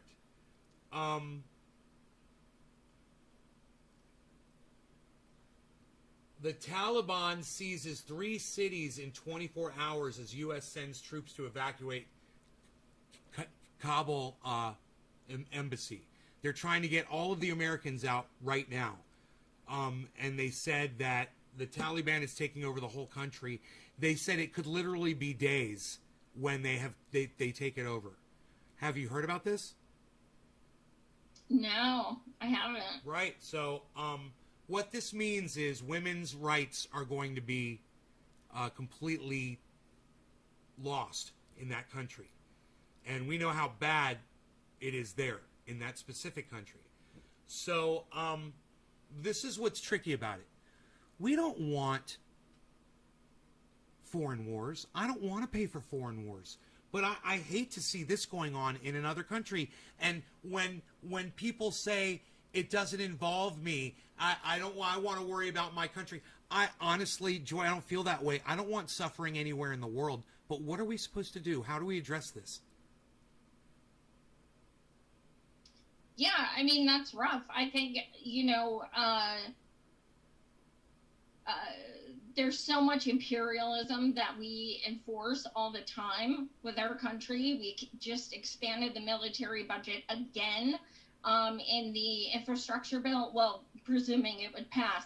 And, the monetary, increases in the budget all the time for the military is exorbitant to the nth degree. So we insert ourselves in other countries all of the time when really we can have empathy for them, and we can, care about humanity, but not actually go in and try to fight to, they say protect, they say defense budget, but it's not. We go into other countries all the time, and they don't want us there. Or we sanction them and we keep supplies out. Right. I'm thinking maybe we could send supplies in that only would benefit people that are, hungry, that need protection, medicine. But I can only imagine that the Taliban, as it comes in, would just burn it in these big public, massive burnings. They would just, right? It's frustrating. It's a frustrating thing. You have to, sometimes I guess you have to be able to just say, look, in order for us to not be imperialists, we can't be superheroes that go around saving the planet. They don't coexist. Maybe we set an example here, and we keep setting an example here and hope that maybe they can take over. But, we always try to send money to fund a coup. Someone always wants to try to overthrow a government, and it's hard to not... when you have the power, when you're Joe Biden, you're the President of the United States, and you're the Senate, or your big war, your big... you're Lockheed Martin, you've got all of this at your disposal. You find a way to use that war machine to answer this problem, which the problem does exist. It is rights for children, rights for women, rights for transgenders, rights for gay people, rights for animals. It goes on and on and on and on. Yeah, absolutely. I would love to see a lot less money going to Israel and more money helping humanity. That would certainly be an improvement. The United States really loves to use words like we're helping, we're saving, we're defending, and it's like, no, you're not. You're not. You're going in there, you're blowing shit up, you're killing civilians. That's what you're doing. Stop trying to put a bow on it. Right. Exactly. Yeah, we put so much money in drones and missiles. We don't have a solution because we spend all of our money on the wrong solution. Maybe if we were looking... And it's also the biggest polluter. Yes, it is. And that is... something interesting is that Biden avoided questions about Afghanistan. He doesn't want to talk about it as they're pulling troops out. The fires that are going on around the world, I don't know where you are in the United States. Are you on the East Coast? I'm in Pennsylvania, yeah. Okay, so did you get any smoke from the fires? I'm not. No, thankfully we are not. Well, I live in Northern California, and I've got smoke outside for the last week, on and off. Last 2 days it was clear, but today it's there's smoke again. I can see the sun turns like this really beautiful, bright orange color. We've got an accelerated, as this report just came out a few days ago. They say it's accelerating so much, the warming of the planet, that nobody saw this coming. But there are people that I listen to, that I watch, that did see this coming, that predicted this. The fires and the increased flooding and storms and everything that we're going to have. When they say that the Dixie Fire right now in Northern California is the second largest fire in the history of the state of California, it probably will be, it might overtake the one that was 1.2 million acres. Dixie Fire is at 500,000 right now, I believe. It's been burning for a month. They've only got it 20% contained, and that can change, and it can set off other fires and become a complex. I had made the comment earlier before you came in that we're so distracted by arguing over masks right now, and I am a vaxxed masker. I am a science guy, you know. I talk about it all the time on my show. I feel like society is so focused on masks and, their poor children are going to have to wear a mask at school, that we're not looking at what's going on with climate. And there's so many other things. What's going on with Afghanistan is something that, we need to talk about, But what's going on with climate is something that is going to eventually affect all of us, and it's affecting me. I've been evacuated from here 3 times in the last 10 years. I've been evacuated from my home because of forest fires. What do you think we can do for awareness to so much other, because Medicare for all is number one. In my opinion, it needs, while we have a government, we need to try to get it. It's number one priority. Number two, if we don't have a planet, Medicare for all is not going to do anything for us. So number two has got to be, hey, look at what the sun is doing in the carbon dioxide, and we cannot lower the carbon dioxide. We can't, because it's protecting us. I don't know if you know about this, but our own pollution is shielding us, and it's keeping us at a certain temperature. How do we get people to stop focusing so much on this fight in masks and just be like, hey, follow the science on masks, and when you do, you'll realize there's some other science we want you to look at really quick. It's the climate. How do we get their attention? What's your solution to that one? It's so difficult. I had the wonderful Peter Kalmus on my show. He's a climate scientist, and he did a really incredible breakdown, which scared the living shit out of me, fairly. And he focused so much on climate refugees, and I don't think people comprehend just how much we are going to be seeing climate refugees, but more and more food deserts, things like that. I think sharing things like that is what I personally have seen wake people up more.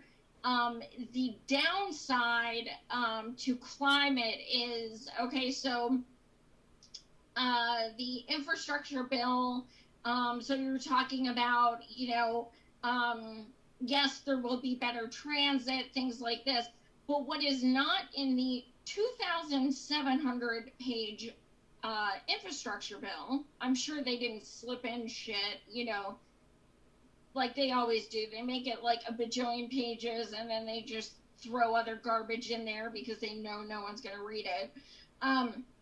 What it does not say is anything for a federal job guarantee, which is absolutely necessary if you want things to be implemented in, it gives 5 years.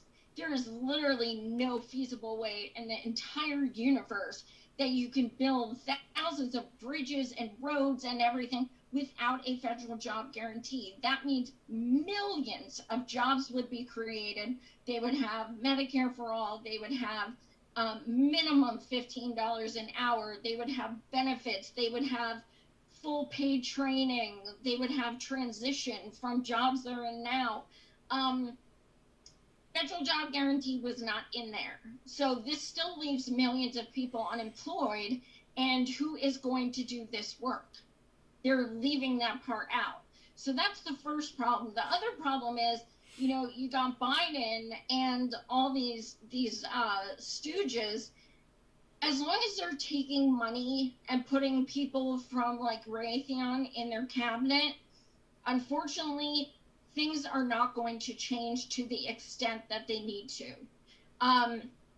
You know, he can act like, oh, we're doing like so many great things. And I mean, let's not forget when DAPL was happening, you know, Mr. Obama, my boss, said, let's see how it plays out. So, and then fake drank Flint water. Right. So this is someone with a history of, you know, just frankly not giving a shit. In Pennsylvania, we have the second most pipelines and fracking in the entire United States. And, you know, so the fact that Biden has these people and he's not saying no to fossil fuels and he's working with people, you know, from Raytheon and all these companies, the fact is he can try and push whatever bill he wants. It is still incrementalism. Yes, but it's burning so bad now. At some point, right, they're gonna have to just say, we gotta do something, right? When their kids' home, their vacation home in Tahoe is on fire, and they see their own kids, you know, on the news standing out in front of ashes. At some point, right? And at that point, when that happens, it's going to be too late, because it's already too late, you know, and that's what's so sad about this.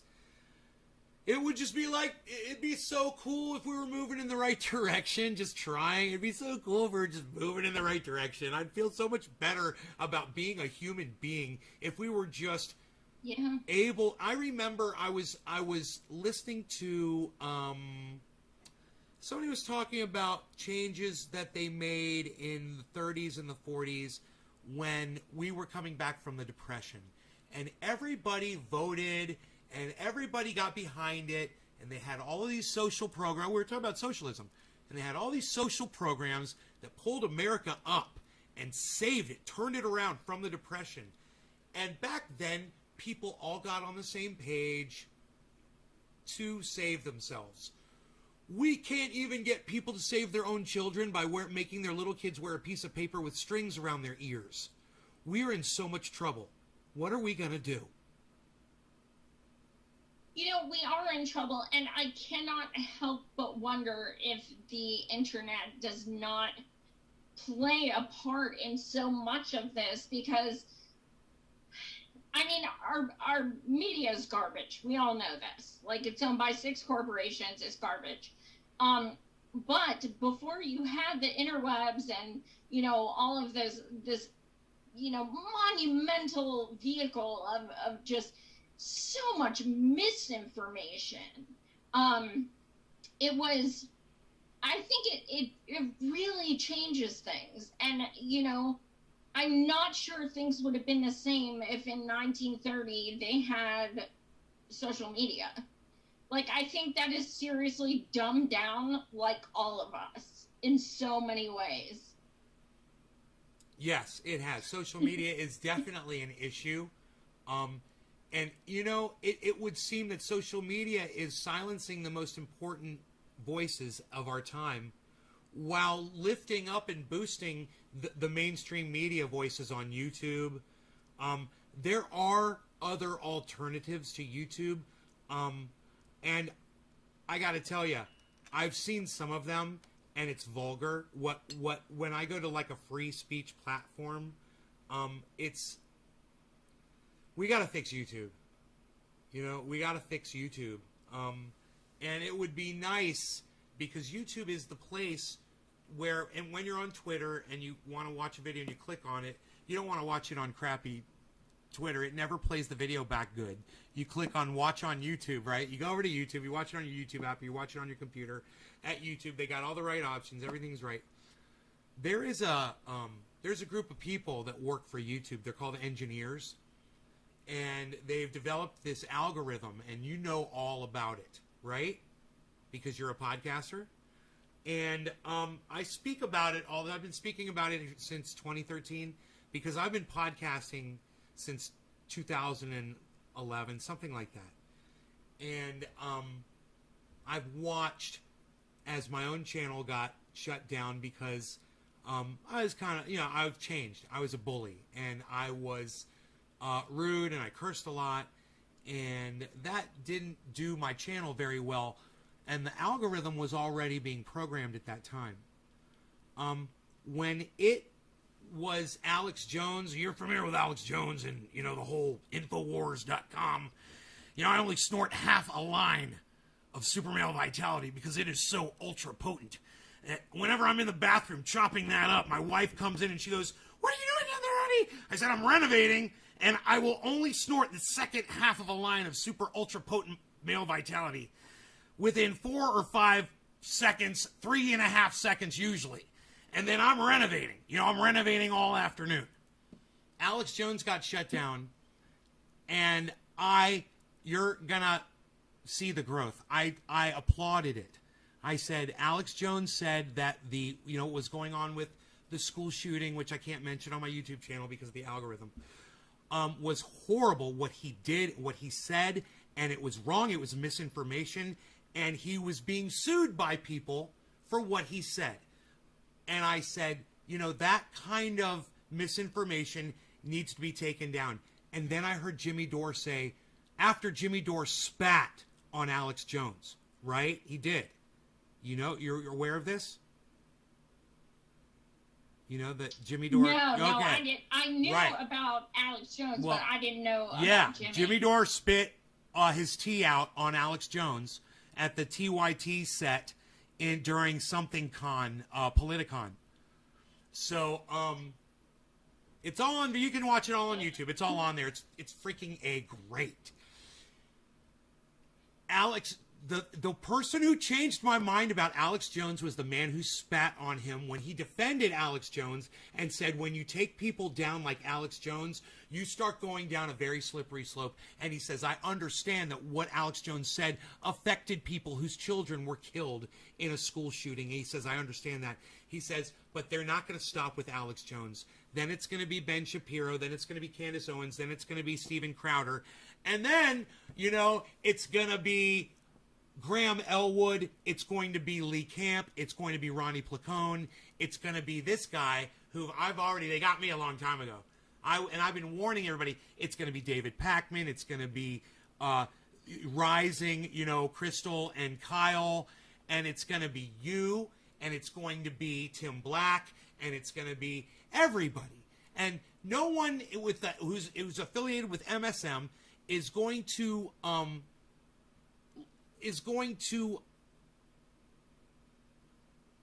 say a word about it. They're going to let it happen, and they're not. And there is an old proverb or something, and I think it starts out first. They came for the Jews. I think that's how it starts out. And at the very end, the very last thing they said is and then they came for you, and there was no one left to speak out against you. But it goes through a whole bunch. First they came for the Jews, then they came for the socialists, then they came for the communists, and then they came for you. And I think that's the way it goes. It's something like that. But it speaks to the way we have no defenders on YouTube. The real big people, anybody that could actually do something, they're not speaking out for us. And we're slowly watching each person get taken out, and it's incremental. What they're doing is, okay, Graham Elwood, no more super chats. Ron Placone, his live streams don't get shown to his audience anymore. And let me tell you what happened.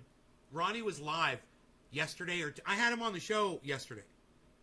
He was live 2 days ago. And I was excited because I was promoting that he was coming on my show. And I said, oh, Ron, I saw this on my phone. Ron Placone's live. I was all excited. I went to my YouTube page. I went to my Splash page. Ron Placone didn't show up. So I start scrolling through. Ron Placone didn't show up. I look on the left. Ron's not there. So I go to the search and I type in Ron Placone. His channel pops up. I click on his channel. Bing, red, everything. Ron Placone's live.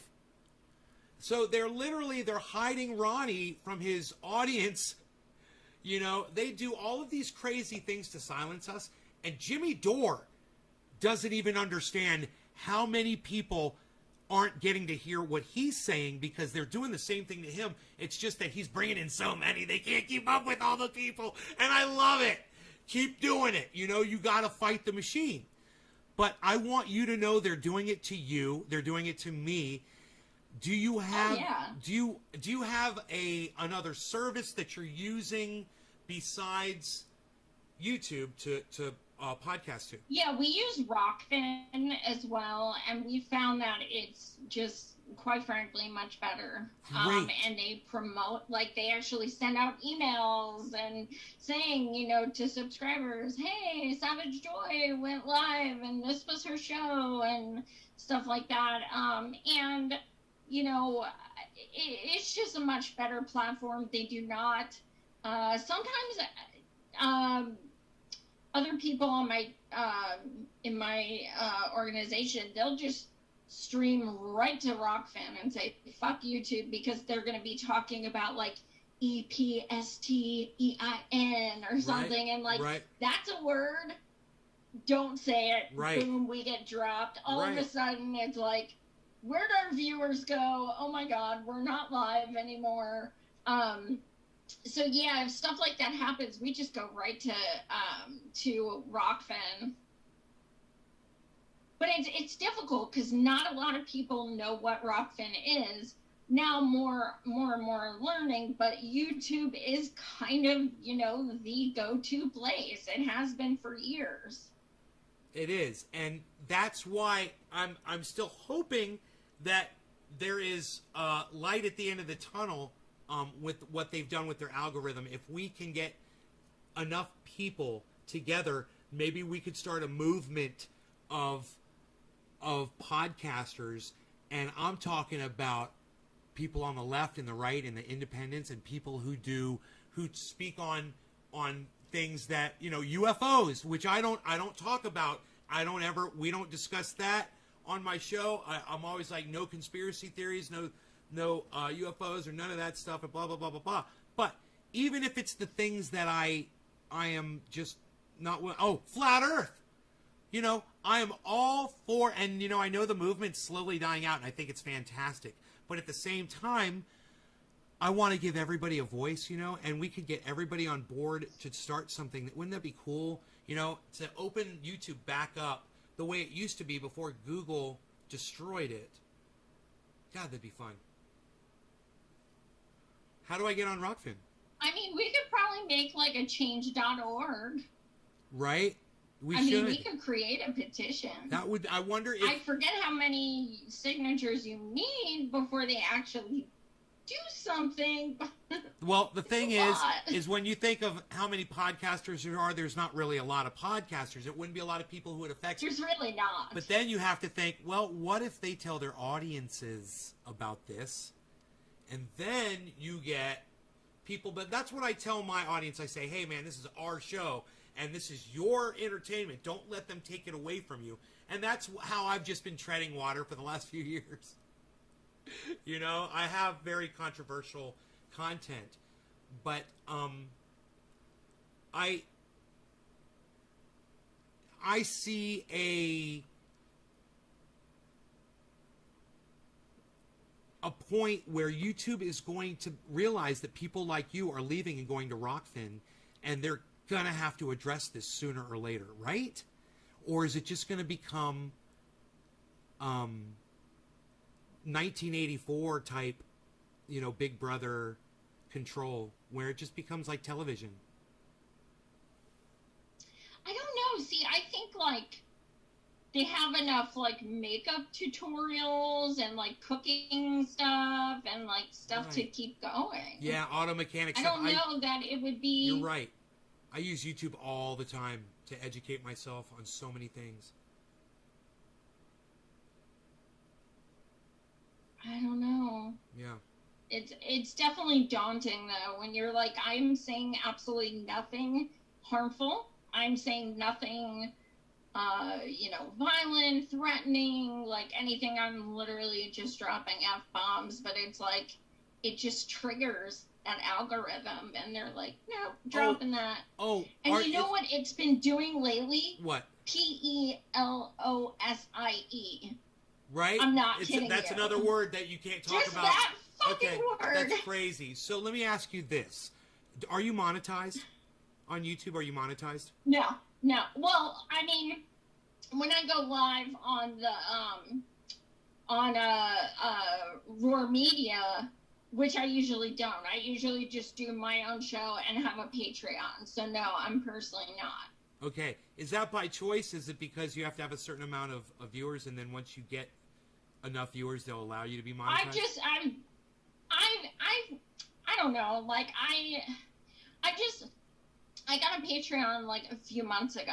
I never did it for years. I just felt like I'm an activist. I'm just doing it because I like to do it. And if I make money at it, I don't want it to become a job, like that kind of thing. So, but now I just have a Patreon and it pays for my Zoom subscription. So that's, I don't really pimp it, to be honest with you. I mean, I'm very appreciative. But it's certain, I don't know. I've just never looked into monetizing, to be honest. Right. So have you, one of the audience members just said Jackson Hinkle just went live. Have you engaged with Jackson Hinkle at all? He what? Have you, one of the viewers just said that Jackson Hinkle just went live on his podcast. Oh. And I was wondering if that's somebody that you're familiar with. Have you checked out his show? Oh yeah, I've been on it. Yeah, and I was a speaker at the Force the Vote protest, which he organized. Yes. So yeah, we met. Yeah. He's I think he's fantastic. We watch him all the time on this show. I bring up his podcast, and I just think he's one of the. And I speak of you the same way I speak of him. I say that you guys are the people that are making the most sense, and that everyone should be following you guys and listening to you guys. Thank you. When I listen to you, and I agree with. Well, he has called me his hero, so. So you're the hero of my hero, then. It doesn't get any better. He literally, I don't know if it was in jest, but when he introduced me at the Force the Vote protest, he said, "My hero." And he said it very, very sweetly. Sincerely. No, he meant it because so. You're my hero, too, and I'm going to tell you why. Because you've inspired me ever since I've been following you on Twitter, and then I realized that you were podcasting. I started listening to your podcast. You've inspired me personally, and I told my audience when we were starting, I said, even before, I said, I hope that you guys let her inspire you like she's inspired me. Because I truly feel that way about you. Thank you so much. Yes, That's absolutely. so sweet. Absolutely. Thank you. Mm-hmm. I love inadvertently doing things. Well, yeah, it's great. It's why I wanted my audience to realize that that people have power, that we have a voice, and you don't have to be silent. You don't have to be Joy in 2014 or me in 2020. Where I was basically not really doing anything to further the message, which is we all need Medicare for all, and there's a lot of other issues out there that once you tackle that one, that we can all look at together and solve. And if we can just solve one of these things, universal basic income, if we could get a student loan debt forgiven, if we could get a $15 minimum wage is a slap in the face today. Please, can we just Can we just go here for a second? What is it? What should it be, you think? Well, technically, it should be $23.50. Wow. Technically. Wow. If it went with inflation. So the day of our marches on July 24th, that was the 12-year anniversary of when the minimum wage was upped to $7.25. So 12 years later, it is still $7.25. It is $7.25 in Pennsylvania, where I am, and many other states. And unfortunately, you know, yes, some states are like, okay, 12, some are 15, but the thing is, that is beyond incrementalism, because if it's been 12 years at $7.25, asking 15 now, what does that give us, like 10? And then in 10 years, we got to ask for 12. And then what? It's too incremental. Let's go in. Let's say fucking $23.50, which is what it should be. Period. Like, stop settling. Stop. Like, we need to stop asking and just demand. Like, when you see other countries, like France or something like that, they literally just protest the streets by hundreds of thousands. And it'll be at the spur of the moment. They'll just call up their neighbors and be like, yo, let's get in the street. So-and-so pissed me off. And next thing you know, the streets are flooded. This one dude in France, I forget what position he was, but they legit freaking put bricks and cement, and they fucking cemented his ass in his office. They literally wouldn't let him out until he agreed to talk to him. They just boarded it up with fucking bricks and cement. Like, other countries are badass. They understand. They're like, you do what we say, we elected you, we're your constituents, or we're just going to stand here until you do. Americans are very, well, they only have so much power, and, you know, they're trying, they care, you know. No, fuck that shit. Tell poor people these excuses. Tell people living on the street these excuses. You think they give a fuck? No, they're hurting. They need help. Period. Tell kids in cages that, oh, cool, we have a blue guy in the White House now. Do you think they give a fuck? No, because they're still in fucking cages. Like, we need to start demanding. Which issue do you believe would be the easiest one to obtain? Medicare for all is not it, I'm sure. Of everything that we want, what I would look at this as from a financial standpoint and say, what's the cheapest thing that we're asking for that you think we get? I know incrementalism sometimes isn't the way to go, but I mean, if we're going to try to push for one simple thing, can you name what that might be? The cheapest? I mean, to me, Medicare for all is everything. But you mean something more like simple per se? Well, Medicare for all saves us money, so I mean that does make sense. That is the issue. It is the cheapest. If it's going to save us money overall, which it does, and it's been proven by trillions, right? Yeah. It's some crazy by the amount. Koch brothers, nonetheless. Right. So then that's it. Then that's the issue, and it's the easiest because it's going to save us money, and we're literally just speaking to a brick wall. To use the reference from the gentleman you just brought up, we're literally just speaking to a brick wall. If we're saying, hey, this is going to save you money, this is why. Because it's the people in those insurance companies that won't let this happen. The ones who stand to lose. Yeah. Why can't we just reassign them in this industry somehow to do something other than insurance? You know, maybe they can be the people who process the paperwork for the government, you know, or something. I don't know. Pay them more money for it. I mean, before I started going blind, I worked in insurance for over 10 years. That's what I did. I processed claims. I did appeals and grievances. I did pre-authorizations, things like that. There is still plenty to do.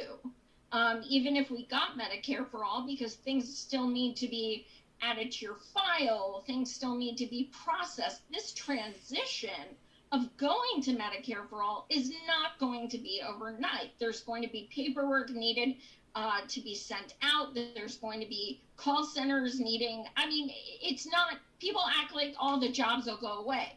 No, what's going to go away is the VPs making $5 million a year.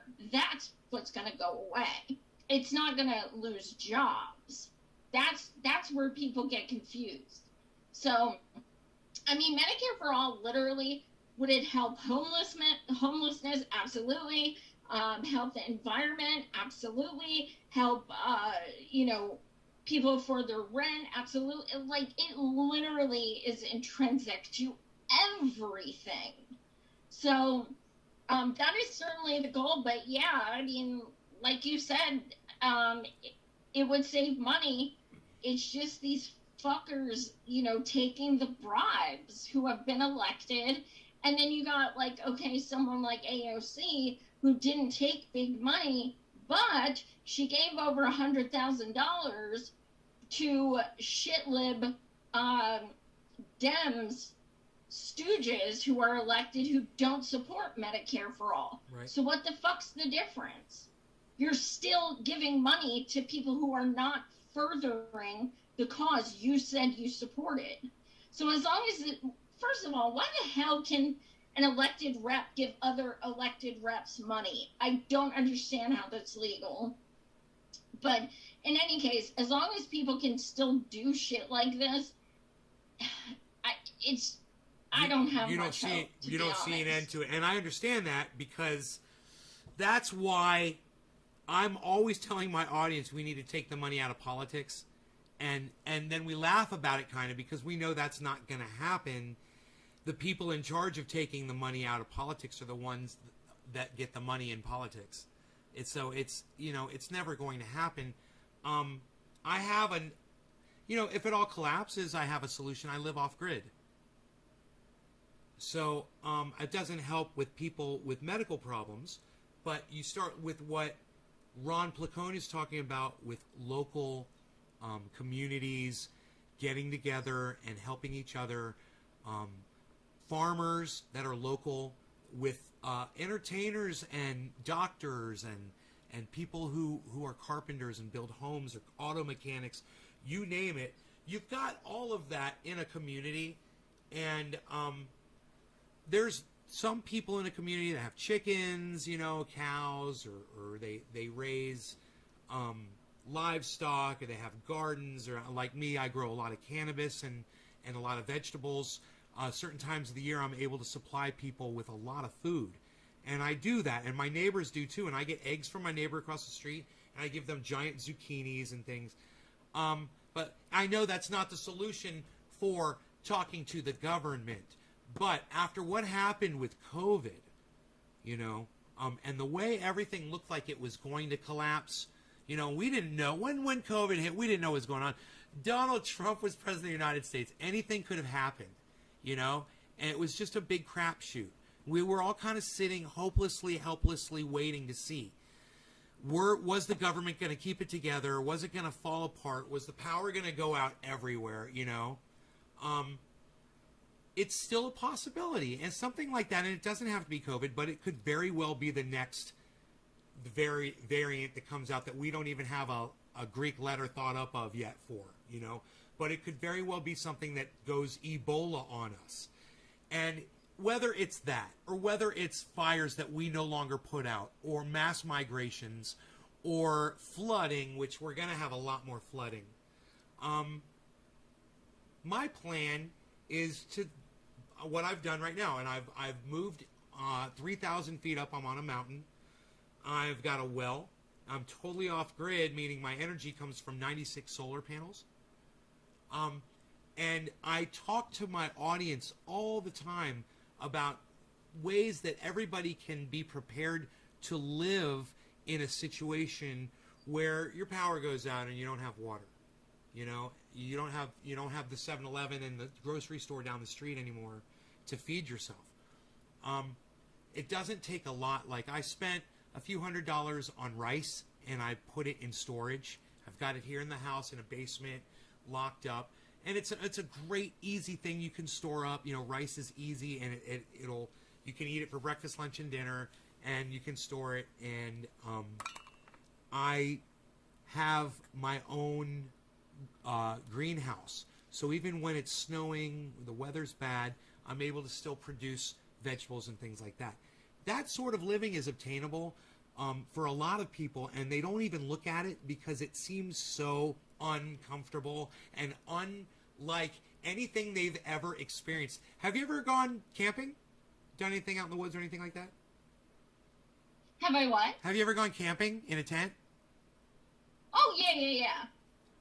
So, do you enjoy it? Do you enjoy when you're out in the woods and you're you know, just by a lake or a river or whatever? Did you enjoy it? Oh, I love it.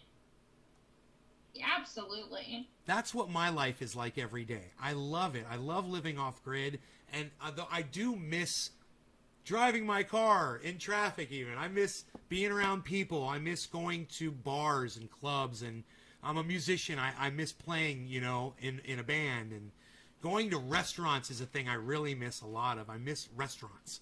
You know, I used to love going out to eat, but I've lost a lot of weight because I'm not eating at restaurants anymore. But there's so many other things that society offers that people aren't willing to just let go of or even think about letting go of. And I challenge you to challenge your audience at some point to talk about off-grid living and to just say, hey, you know, let's say Medicare for All doesn't go through and they just get worse and worse and worse and nothing gets better. There's this off-grid solution that I want to talk to you all about, you know, and it's just something that you can get them pointed in that direction at least. I've been trying to do that with my audience for years, and some of them have come back and said, I'm totally off-grid now, thank you, you know, we're doing this, we're doing that. I've had audience members send me canned vegetables and sauces, apple sauces, and all kinds of things that they weren't really into as much until they started watching my show. And it's that's amazing. Ron PLACONE talks about it all the time, and he doesn't realize that he's really talking about living without federal government support. So, is that something that you would be interested in or putting any thought into in the future? No, oh my God, yeah. Because, I mean, since I lost 85% of my sight, I can't work. You know what I mean? So my show, my writing, like these, I can do that anywhere. You know what I mean? So yeah, I would totally, I mean, when I go, my friend, she has like 6 acres of land. So I go camping with her quite often. And, you know, I just love it so much. I love just sitting out there for days. I love being by the fire. I love just waking up in a tent and that air, the fresh air. I love just hearing the birds and just being, you know, around nature and no electronics and just, you know, actual... So your friend Jenna said, I need to show you my dog, and he wants to go outside, but I had to show him to you before I let him go outside. Aww. So I live on 6 acres, and each one of my neighbors lives on about the same amount of land. Everybody's got their own thing going on out here. I know a guy that he lives in a trailer. He has no water. He has no electricity. He's my neighbor. He's my next door neighbor. And he is so content. And let me tell you about this guy. You should meet him. In fact, I'm going to bring him on the show one day, and we'll have him on, and we'll have you on simultaneously. We'll have a big conversation. He is college-educated, very, very professional, and he looks 4 times crazier than me. His look, he's got like Einstein hair and crazy, just this crazy look. You know, I think he shaves, but it's his hair. He's got like this white crazy hair. He looks like a crazy guy that lives off grid in the woods on a mountain, and that is exactly what he is. But where his story is intriguing, and he's a wonderful person, and he is living proof that you can live without the basics, without flowing water. I'll tell you where he gets his water from in a second. Without flowing water, without electricity. And I did hear him fire up a generator the other day for a couple of minutes. I was like, aha, he's over there. He's charging up his cell phone. He's doing something. You know, he did fire up a generator. But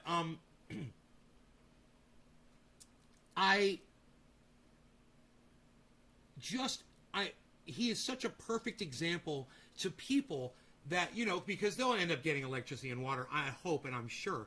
But just as an example of how happy and content a man can be. He lives alone with his dog, and he's just such a happy guy. And he's got no electricity, man. He's got no water. Let me tell you where he gets his water from. My neighbor behind me, he's got a well, and he's got a couple of 2,500 gallon water tanks that he keeps up on top of the mountain, and those are pressure tanks, and they feed his home. And every 2 months or so, my one neighbor drives his car over with a giant, he's got like a 250 gallon tank in his pickup truck, and he drives over to my other neighbor's house, and he takes the garden hose and he fills it up, and they hang out for a few hours. It takes a while to fill up this giant tank with the garden hose, and he fills it up and he goes home, and that's where he gets his water from. I feel like I want to come hang out with you. You you guys are welcome to come out anytime you want. I would love to have you out. You know, come chill. And I'd love to show you. I know you're just getting a little slice here of where I am, but if I do this with the camera, I've got this most gorgeous little spot. I'll show you. It's right back there. It's a waterfall and a deck. And I know your eyesight's not that good, and I'm not giving you a good image of it. So what I'll do is I'll send you a picture so you'll be able to see it better. I've got these spots all around the property where there's tables and chairs, and you could just set up, and I've got trees that are 150, 200 years old that are 120 feet tall. They're 8 feet wide, giant trees all over the property, and it's so quiet. And yeah, when you coming out? Come on out. I'd love to have you guys out. It'd be so fantastic. We'd have so much fun. We'll go rock collecting. That's awesome. Well, I'm actually going to California in October. So where in California? LA. Oh, okay. So to see my sister-in-law, but it's a drive up. But I'm in Northern California. What's that? Northern California, Lake County. Oh, okay. Yeah, so it's like a 9-hour drive from LA. But if you guys were able to fly out, you could fly up from there, and I'd totally take care of you. We'd totally take care of everything. You got everything set up. It's nice. I got a really nice guest facilities. The room is gorgeous with a gorgeous view. It's a very comfortable big bed. You know, you're welcome anytime. And I'm telling you, it's so quiet. The deer come through the yard, you know, and the dog plays. And in October, I believe it's October, I've got a couple of friends that might be coming out from Florida. These really cool veterans, actually, that they're super independent-minded. They're just like us. They love the whole movement, you know, and they support it 100%. And they're cannabis guys, you know, they're into cannabis growing and stuff like that. And their son is in a metal band that's really big in Orlando. And they're really, really cool, fun people. So if you're around and you want to come out, you're definitely welcome to come hang out with us. We're going to have so much fun. They're not staying here. They've got a house. They got a, what do you call that when you get a house? I forgot what you call that. Like an Airbnb. Yeah, an Airbnb. They got an Airbnb for like 4 days. Yeah, down the street. Well, the funny thing is that you may not know, but I mean, I do a monthly show with Ron, and we've hung out many times. But something you may not know is that I have never smoked, ingested whatever cannabis in my entire life. Not once. Wow. Wow. Yeah, that's a true story. Ron teases me all the time, as do, like, all my friends and everyone in existence. So I promised Ron the first time I would be with him, I said, pop my cannabis cherry with Ron. He was going to make me Rice Krispie treats with cannabis in them. And it was funny. I messaged him yesterday and I was like, I'm going on May's Garden tomorrow night. And he's like, does he know? I was like, watch, I'm going to tell him live on the air. I've never, never experienced cannabis in my life. So when are you going to see Ron? You know, it's the smell, quite honestly. I'm not against it. I'm actually very curious to try. I asked you, when are you going to see Ron? Oh, I think you said why not. Oh. I don't know. I think he's coming out to Philly in like a month or two. Okay. My plan was to do it in California because I'm planning on doing a few book tour dates with Pat. So I was like, okay, cool. So me, Pat, and Ron will all like eat Rice Krispie treats, and it'll be like fun. But I told Ron he cannot record it, and he said, okay, wink. And I'm like, Ron, I fucking swear to God. I was like, knowing my luck, I'll probably tell him I want to make out with him or something. Like, I don't know how it'll affect me. So I'm like, oh my God, I don't want this on camera. Don't take the whole Rice Krispie treat at first. Eat a quarter. No, he told me not to. Eat a quarter of it and wait 45 minutes and see how you're feeling, and then go from there. But I always recommend that your edible should never be the first thing. At your first experience with cannabis should not be an edible. It should be a little bit of smoking. My first hit ever was from a water bong, and it was smooth and it was nice. First, I blew the water out the top. I blew through the bong. I blew into the bong, and the water shot out and shot the cannabis out of the bowl everywhere. And the guys that I was smoking with, they were so nice. They said, oh, don't worry about it. Don't worry about that. That's no problem. They took the cannabis off the ground right while it was in their living room. They took it off the floor. They put it right back in the bowl. They said, now you want to inhale, man. Go. And they showed me. They're like, don't blow out. Only inhale. And I did it, and I got high the first time. And I got so high. Long story short, that's what I recommend you do, is that you puff first. Just try it. Because I just can't stand the smell. It makes me like physically ill. If you smoked, what makes you ill is when someone smokes a joint. I bet. Are they smoking a joint when you smelled it? Are they smoking joints? Yeah, like I've smelled it at concerts and stuff. So God! It's all joints. Come on in, buddy. It's all joints. So this is what you're smelling. Okay, let me tell you what you're smelling. You're smelling the cannabis, and that doesn't smell that great to begin with.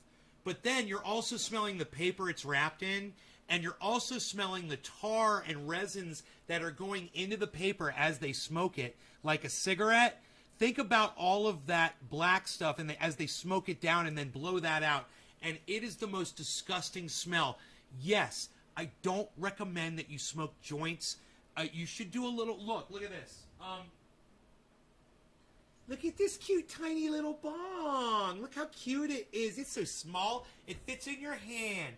And you put water in it, and you put a little cannabis in top. I'm going to show you. Look, I'm going to put some water in this. Here, I'm going to get some water right now. I'm going to show you this cute little bong right here. You don't need... It's a tutorial for a 42-year-old woman and probably 5th graders who are also watching.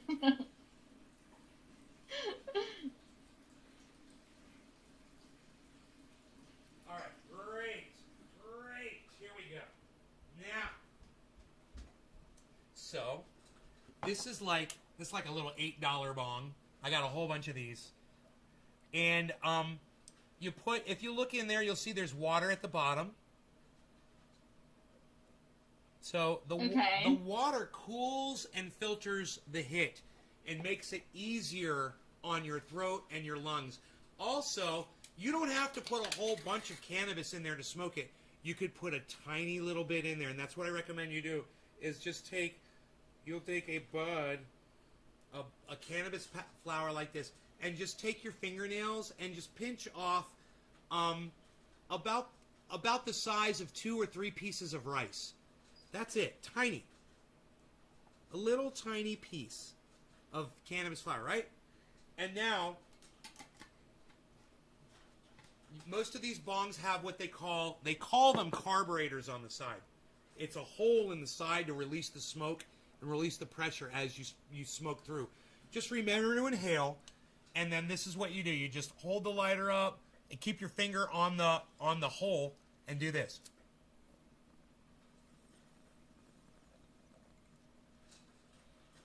And then release, and that'll put the smoke down in your lungs, and you don't have to smoke all of it. And then what I recommend you do is you take that, like Matt Dillahunty told me, put the bong down. Now you see, I held my hit in. I spoke to you, and I held the hit in for a while, and then I exhaled. I held my hit in for a long time. For you, first time, just inhale, blow it right out. You might not feel it too much, and that's fine. It's because you blew it right out. But wait about 2 minutes, 3 minutes. It's not like an edible where you got to wait 45 minutes. You wait 2 minutes, 3 minutes, and you're going to feel the most high that you're going to feel the whole time, probably in the next 2 or 3 minutes. And if you're not high, then you can take a bigger hit. But with the water bong, it just makes it so nice and smooth and easy, So consider that. Consider that. I'm considering it. I just have this fear that I'll cough my brains out because I won't do it right. That's why you do a little tiny bit. Just do a little tiny bit. You're just inhaling a little bit of smoke. You'll cough because you're not used to it, and you'll cough for maybe 10 seconds, and then you'll be done. And most likely, you'll be like, I don't feel it. It didn't. And you'll probably grab it. You'll go to try to smoke again or something. But I'm telling you, wait 2 minutes, because if you blew smoke out, you got some in you. But if you hold it in for a long time, you can get real high. You're letting all that smoke get into your bloodstream and go to your brain. So and then you go to exhale and you don't blow any smoke out. So you've inhaled and you have ingested, the word that you used. I like that. I've never ingested cannabis. You've ingested a higher amount, so you'll feel it. You'll feel the effects a little bit more strong. I could sit here and I can smoke huge amounts of cannabis, and as I do it, I get to a certain point to where I basically just can't really smoke anymore. It's like, that's what I do on my show. I do it 3 times a day, so I'm inhaling and I'm consuming that much that I do it all day. But you're going to want to just try a little bit and see how it makes you feel, and you're going to have the greatest conversation with Ron Placone that you've ever had in your entire life. You're going to ask him all the coolest questions. He's going to tell you all the coolest things. You're going to have so much fun. Oh, my God. I wish I could be there. Man. Well, Graham will be with us, but he's sober. He doesn't do anything. So awesome. You get to hang out with him. I don't know if we're just going to have to, go in the bathroom, or I don't know what the fuck's going to happen. Well, it's California. It's totally legal just about anywhere now, and nobody really cares. No, I think we're going to be in Philly. Oh, that's right. You're going to be in Philly. That's right. My goodness.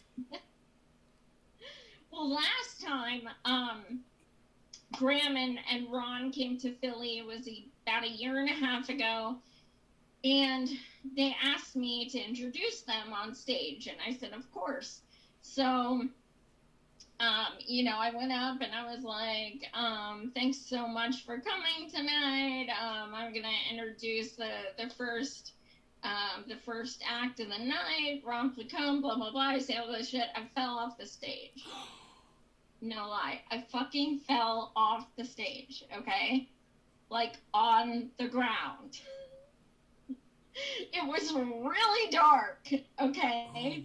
Like really dark, and I'm blind. So Graham Elwood runs over and picks me up off the ground in like 5 seconds. It was insane. Like he ran across that bar like boom and just like like lift me up, joy. And Ron's like, oh my god, oh my god, oh my god.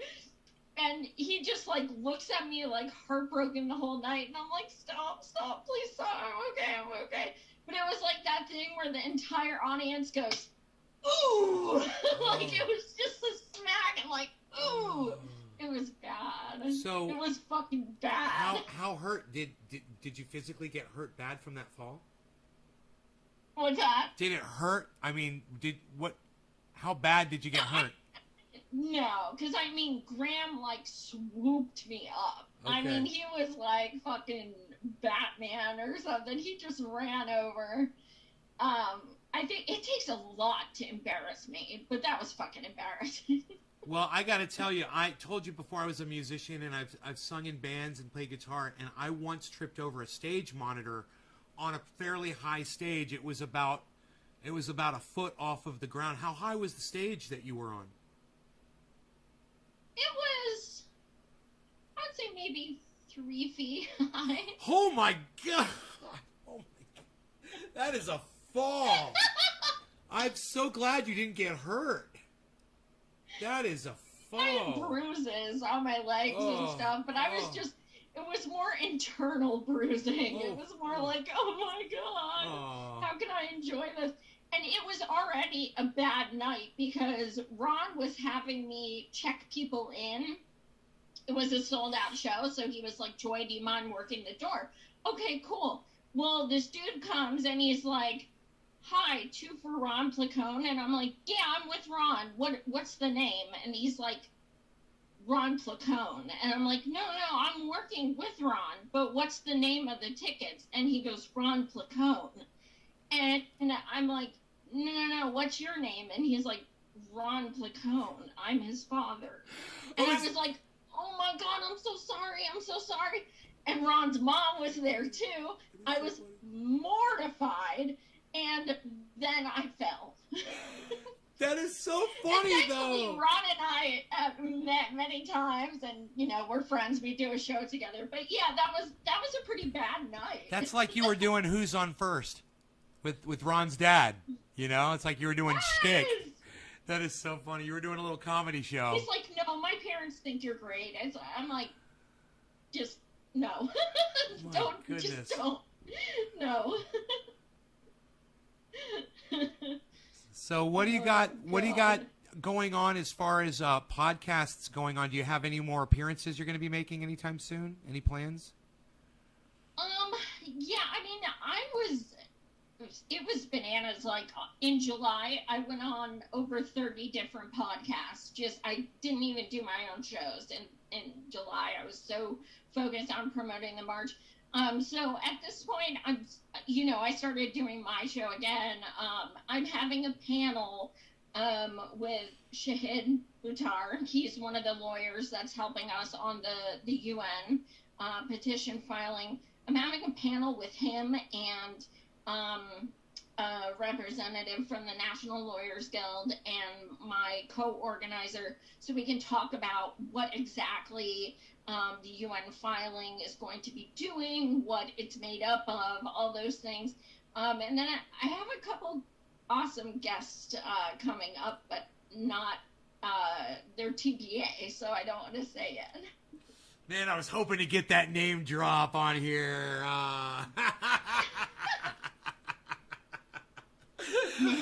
I'm gonna keep it. I feel like one of those late night show hosts where they're trying to get someone to announce that they're running for president of the United States. Oh, you're not gonna announce on my show. Come on.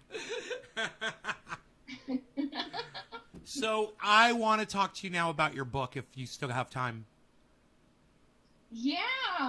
Wait, I think I have it here. Yeah. Yas Queen. Yas Queen. I love it. Yas Queen Chronicles. which I finally got to give to Susan, and she's in it a few times, so I was so excited. Love that. She laughed at the cover, and I was like, that's amazing. But yeah, so basically it's a shit-lib parody book I wrote with Pat Cody, who is Nate Sliver, who is Peter Douche, right. Pat the Burner on Twitter.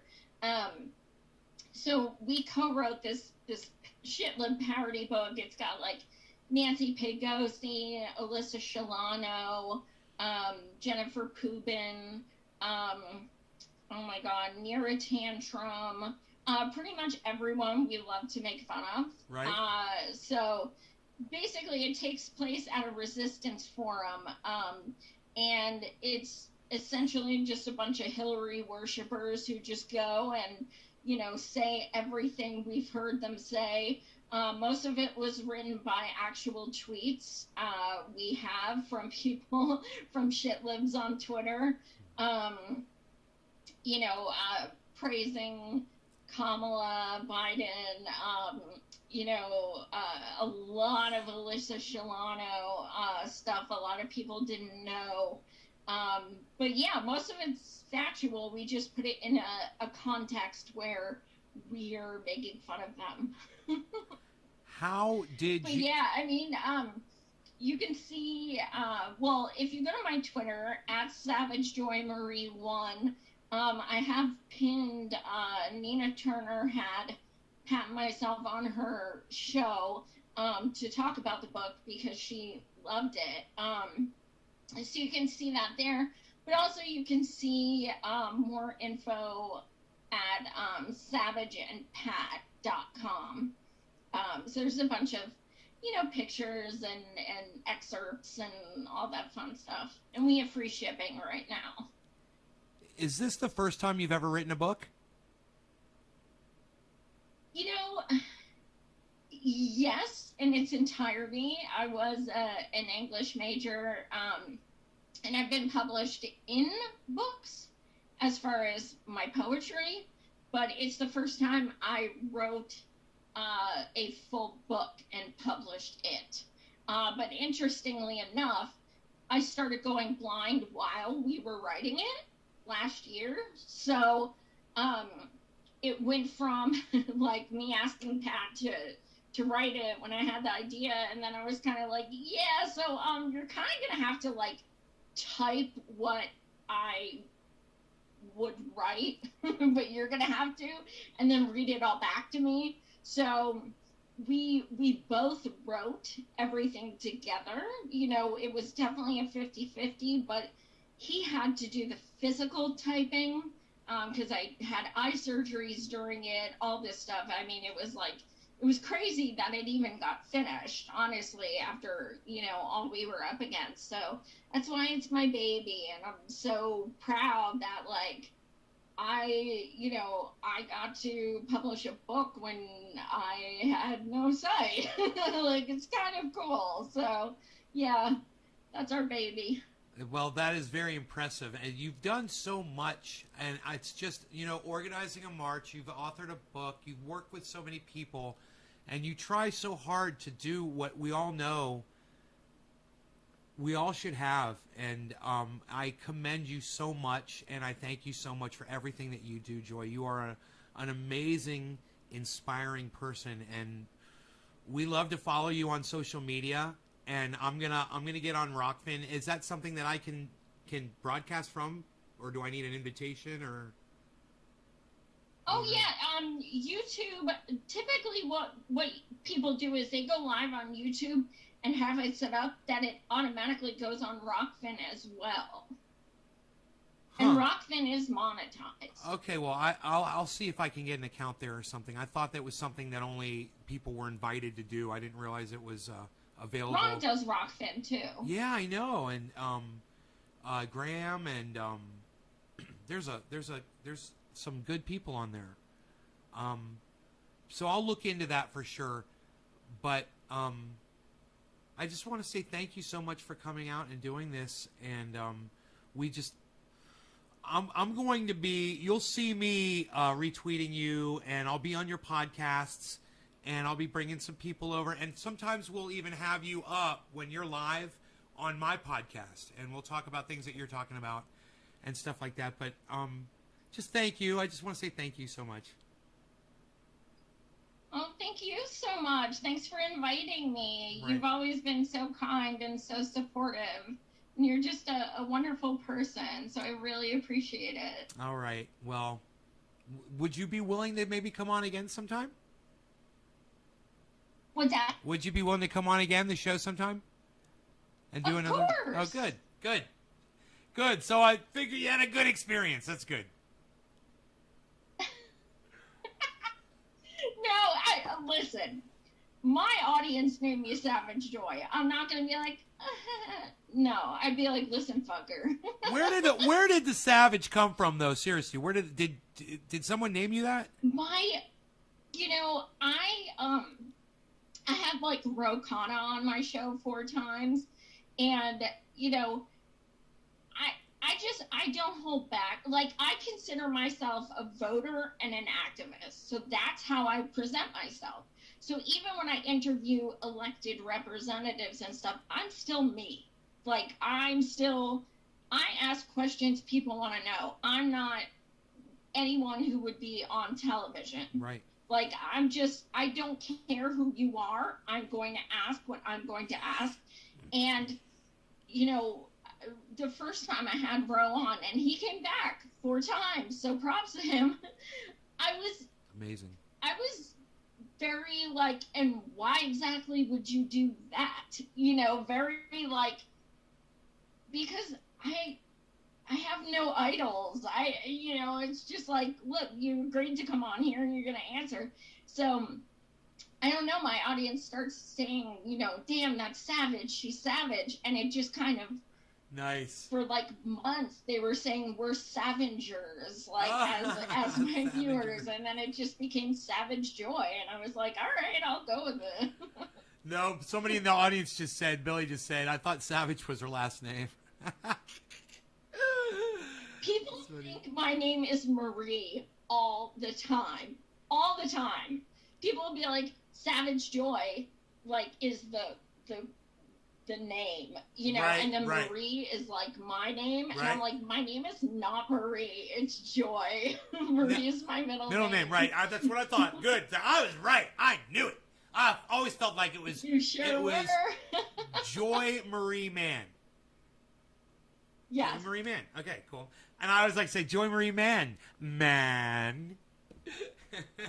Yeah, we were trying to think of like names for my show, and someone said mansplaining, and I thought it was hilarious. That is hilarious. Like, oh my god, I love it. With 2 N's. You don't see it. You're gonna be like, oh god, she's one of those like, everything's sexist. Yeah, right. Really I felt like a girls. super ultra feminist. Yeah. Yeah. I was like, I don't want to go there. No, I think it would serve you well. You're right now, your show is called Roar Media. What is it called? Live. But Roar my Media show Live. is the Unruly Hour. Okay, the Unruly Hour. God, I love it. And if I love something, it's a good sign. I freaking... How long ago did somebody mention that to you? Mansplaining. How long ago was that? Oh, God, that was probably 2 years ago. Well, you've had 2 years to think about it. Transparency. That's plenty of time. You didn't like it. Okay. Mann is not my real last name. So that was another reason. But, isn't that your married name? No, it's like totally not my name. Oh! Like, I am sick of trying to get doxxed and stuff like that. So now nice. I am Joy Marie Mann. Oh, I am Joy Marie. All right. Not M-A-N-N, but that's okay. I wish I could have done that, but my social media didn't allow me to do that. So my own social media doxed me. I got doxed by Facebook. Facebook doxed me. I should write a script, and it should be called Facebook Doxed Me. Oh man, that So, have you had a chance to check out the trailer from Ron Placone's new movie yet? Yay! He Yay. texted it to me. I love it. Yeah, I love it too. We watched it, great. and we're excited for him. So I want to mention, of course, you guys can donate to his movie. Don't forget, it's Left at Wall on GoFundMe. But let's go over one more time your it's not the petition. What is the page again for the petition? It's m4all.org. I thought it was a.org. It's all all. My bad. Okay. All. Okay. All. m4all.org, guys. And we are still so heavily in debt from all of our margins. So if anyone wants to throw us a few dollars, we do have a fiscal sponsor. So everything goes through, everything goes through the proper channels and so it's taxed and all of that shit. So it's, the records are public, things like that. But we found, so I did the march in D.C. I helped organize them all, but mine was in D.C. I was the MC for it. So, just ours in D.C. was $2,000 to rent porta pots, $2,100 just to rent the sound system, and the list goes on. So it's and then you have a bunch of locations, and it's so right. Yeah, anyone who would chip in a few bucks, it would really, really help out our charge card. And you guys can do that, and you guys can also join her Patreon. And how do they find you on Patreon? Because remember, she's organizing and she's trying to speak for all of us. Everybody, remember that. Yeah, if you go to Patreon and just type in Savage Joy, that's the easiest. That's easy. Okay, great. Savage Joy on Patreon, everybody. So go check out her podcast, Roar Media Live. The channel is Roar Media Live channel on YouTube. She's on Rockfin. Yeah. And what's your channel name on Rockfin? It's Roar Media Live as well. I'm trying to make us say that as many times as possible. So we're getting that out there. Roar Media Live. Well, on YouTube, I also have my own channel where I have over 300 prior shows. That's just Savage Joy Marie. So you can also see I've interviewed over 300 people between candidates and elected reps and activists and public figures and all that shit. So that's all on there. I didn't know that, and I'm going to go check that out. I had no idea. And I'll try to get a link and I'll tweet interviewed it out. AOC. Check that one out. I will She's check a that gem. out. Oh, yeah, I'll bet. Ugh. I've had some wonderful things to say about her lately. But it's funny. She's one of the people where I first learned not everybody is how they are behind the camera. Wow, that's so sad. And they're on the camera. Yeah. And yeah. I know. It's whenever I hear Jimmy Dore say it, he says it all the time. He's like, don't be disappointed. He's like, I guarantee you're going to be disappointed, though, when you meet your heroes. He's like, anytime. He's like, it's going to happen. And I had Jimmy Dore did a cameo on my show when I was interviewing Steph. And Jimmy Dore popped on, and he ranted for about 4 minutes, and then he popped off. And it was like, to me, it was like the greatest thing that ever happened. And I realized he didn't say a word to me really the whole time. He didn't say a word to me. I was like, yeah, I was really shocked when he messaged me and asked me to go on his show. Because, I mean, we met several years back. And, of course, I do a show with Ron, but I didn't know if he knew that. I mean, I don't know. I'm just some person on Twitter. Not anymore. Really, Not anymore. Well, no, everyone knows who you are now. Even Tim Black mentioned you in passing, just throwing your name under the bus. Just like, I mean, you're famous, girl. I mean, you're beyond famous. Everybody knows God, I hope not. you. Yeah, no, you're famous. You are. You've made it. You've arrived. So wear it with pride and honor, and you do wonderful things with it, you know. What more could you ask? Don't ever run for political office, please. You'll ruin it all. Never. Yay! Never. That's what makes you Hell perfect. no. That's what makes you perfect.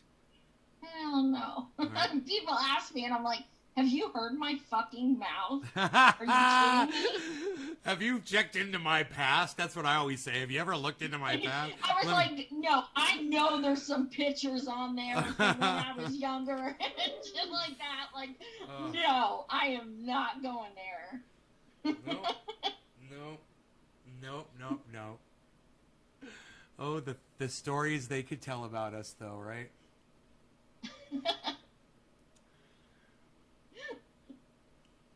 All right, well, I'm going to cut you loose here. I think it's 3 hours now into this live stream. Are you serious? Yeah. It didn't seem like it. I don't know how long you've been on for. You've been on, for 2. Oh, yeah, I've been on over 2 hours. There you go. We've been rocking it. Well, thank you so much again for having me. I really appreciate it. Absolutely, and I will see you on your podcast here real soon. I'm looking forward to you going live. I can't wait to see you. I love your show already. Awesome. Yeah. Thank you so much. You're welcome. Much love. All right, take care, honey. All right, so that was Savage Joy Marie, blind, 80% blind, but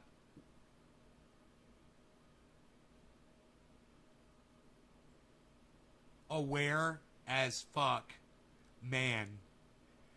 And let me just figure out how to do this. There we go. And do this. And give her a big thank you for that appearance. You guys, we've only got a few minutes left on this show. As you all know, it's 7 o'clock, top of the hour. It's time to smoke. We're going to be smoking for 7:10.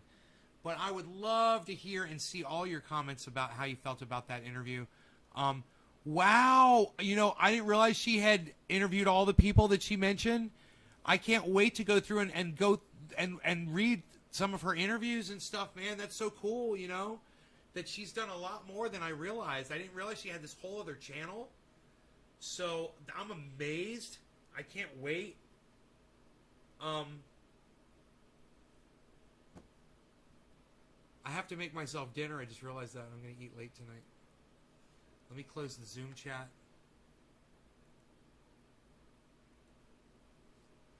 0 frames dropped, everybody. 0 frames dropped on that interview. Top of the hour. Cheers. Love you guys. I want to say, you guys know who you are, the people that stayed through the bulk of that interview. I know it's hard. You guys got stuff going on. It can get a little lengthy. You got to go eat.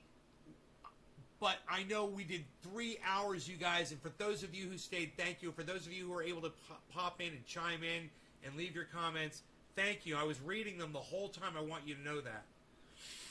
I don't know what the fuck Stephen Culbertson was talking about the whole time, man. Anyone else? Did anybody else know where he was coming from at all? I was like, 2000. What are you... 2,000 year war. What is he talking about? What? I was like, I gotta turn the chat off for a second. Cheers, guys.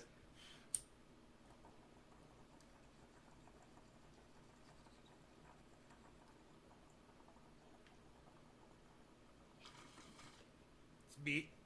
Gotta pack another one. Get ready for 7:10.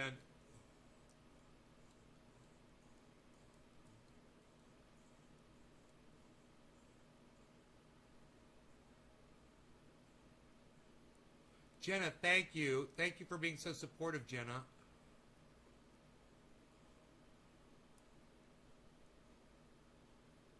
Hey, Jenna, maybe subscribe to my channel if you like it. and sign up for notifications and show up for podcasts. Love to have you.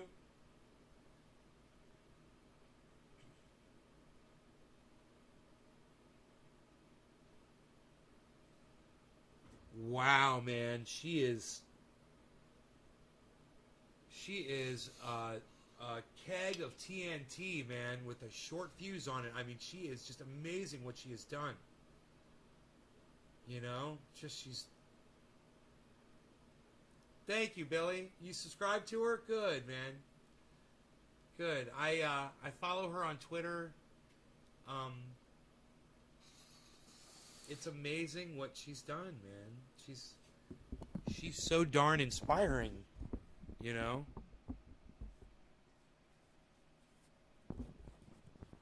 Just so inspiring. Just makes you realize that we all have voices, man. And, you know, if you just apply yourself, you know, you can interview senators. You know, she interviewed senators on her show, guys.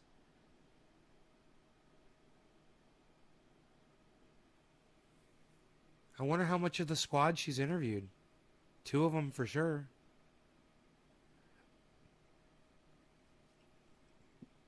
Nice, Jenna. What's sad is, and I know she realizes this, is these people, they will say one thing and do another, and as much as we interview them, as much as we try to hold their feet to the fire, they're not going to change. They're going to continue to not do their jobs and not represent us. And I can see it in Joy. I can see her. She realizes that, you know. She knows. You got to fight anyway, and she knows that too. You're not going to just throw in the towel just because these people won't listen to us. She's going to keep fighting, man, and that's what counts, man. It's people like Joy that are fighting. Let that push you ahead like a wave in the ocean. Let it lift you up, you know, and inspire you. If any of you guys have it in you, you know, follow her and follow her lead. You know, listen to what she says and do what she asks.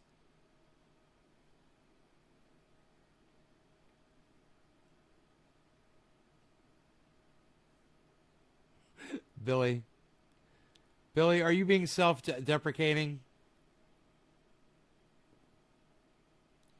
It's so attractive.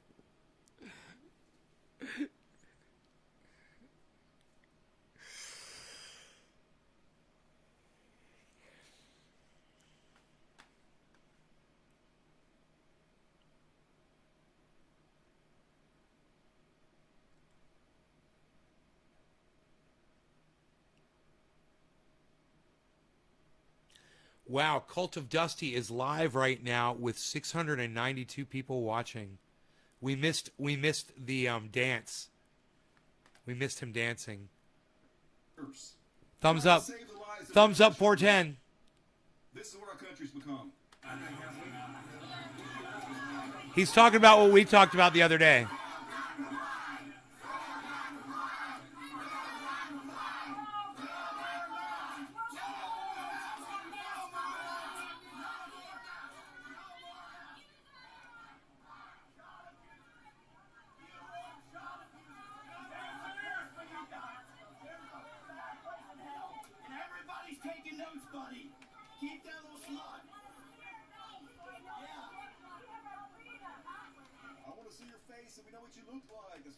Take your mask off. Scary.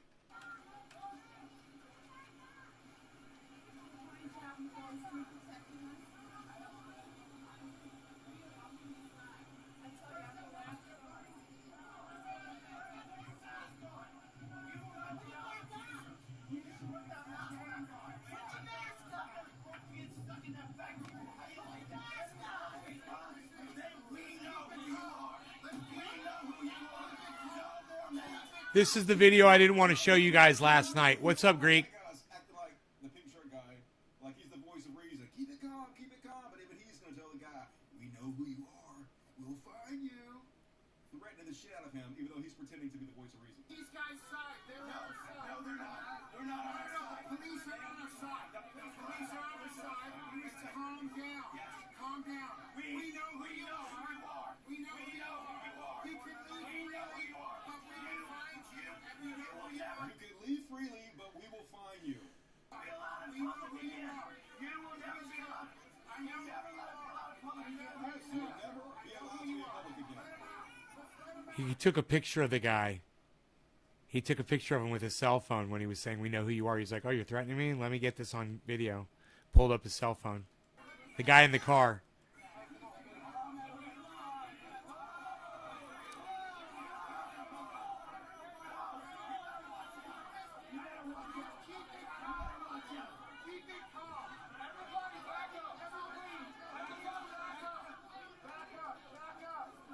I'm back, man. I'm on your side. I'm a parent. Wait, watch out. Watch out. Peace. Easy. Like, if the cops weren't there, they would literally kill these people. They would lynch them in the street. Trumpism has just changed everything. It has made these moonbats... Arn Ra, you're talking about Arn Ra. ...coming out of the woodwork and just being crazy as shit in public. With no repercussions whatsoever. Hey, Kevin.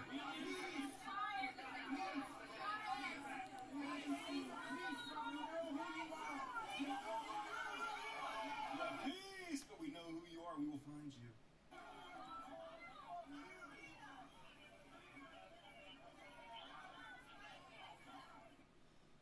Screaming at experts trying to save their lives, folks. We are fucking doomed in this country now. Just, it's too far gone, I think. Oh, they deleted that. What? What was that? Fuck. Oh, yeah. 4 Broward County, Florida educators died from COVID-19 in 24 hours, so that's great. I don't know why they deleted that, though. And, then the governor of Alabama, who's a fucking idiot, who's feckless, who's done very little to curb COVID-19, is actually trying to do a little bit of good, going out there telling people, get vaccinated. It's serious. Like, 8 states are responsible now for 51% of the COVID cases. So maybe we want to take this seriously. And his own... I'm going to leave you guys a link. I'll be over here until Ghost Ninja SD goes live. For simply saying that I love you guys. Thanks so much for tuning in. I hope you enjoyed this interview. Happy 710, everybody. And like I said, I'm going to be over there at Cult of Dusty watching this for a little bit. I got to eat dinner. But you guys take care. I hope you enjoyed the 3-hour show. Make sure you subscribe to Joy. Follow her on Twitter, Savage Joy Marie. You'll find her. It says blind AF. Oh, blind, 80% blind, but aware AF. Aware as fuck, I believe. You're welcome, Nick. I hope you enjoyed it, man. You guys take care. Bye now. Love y'all. Big shout out and a thank you to Savage Joy Marie, man. Thank you so much, Joy.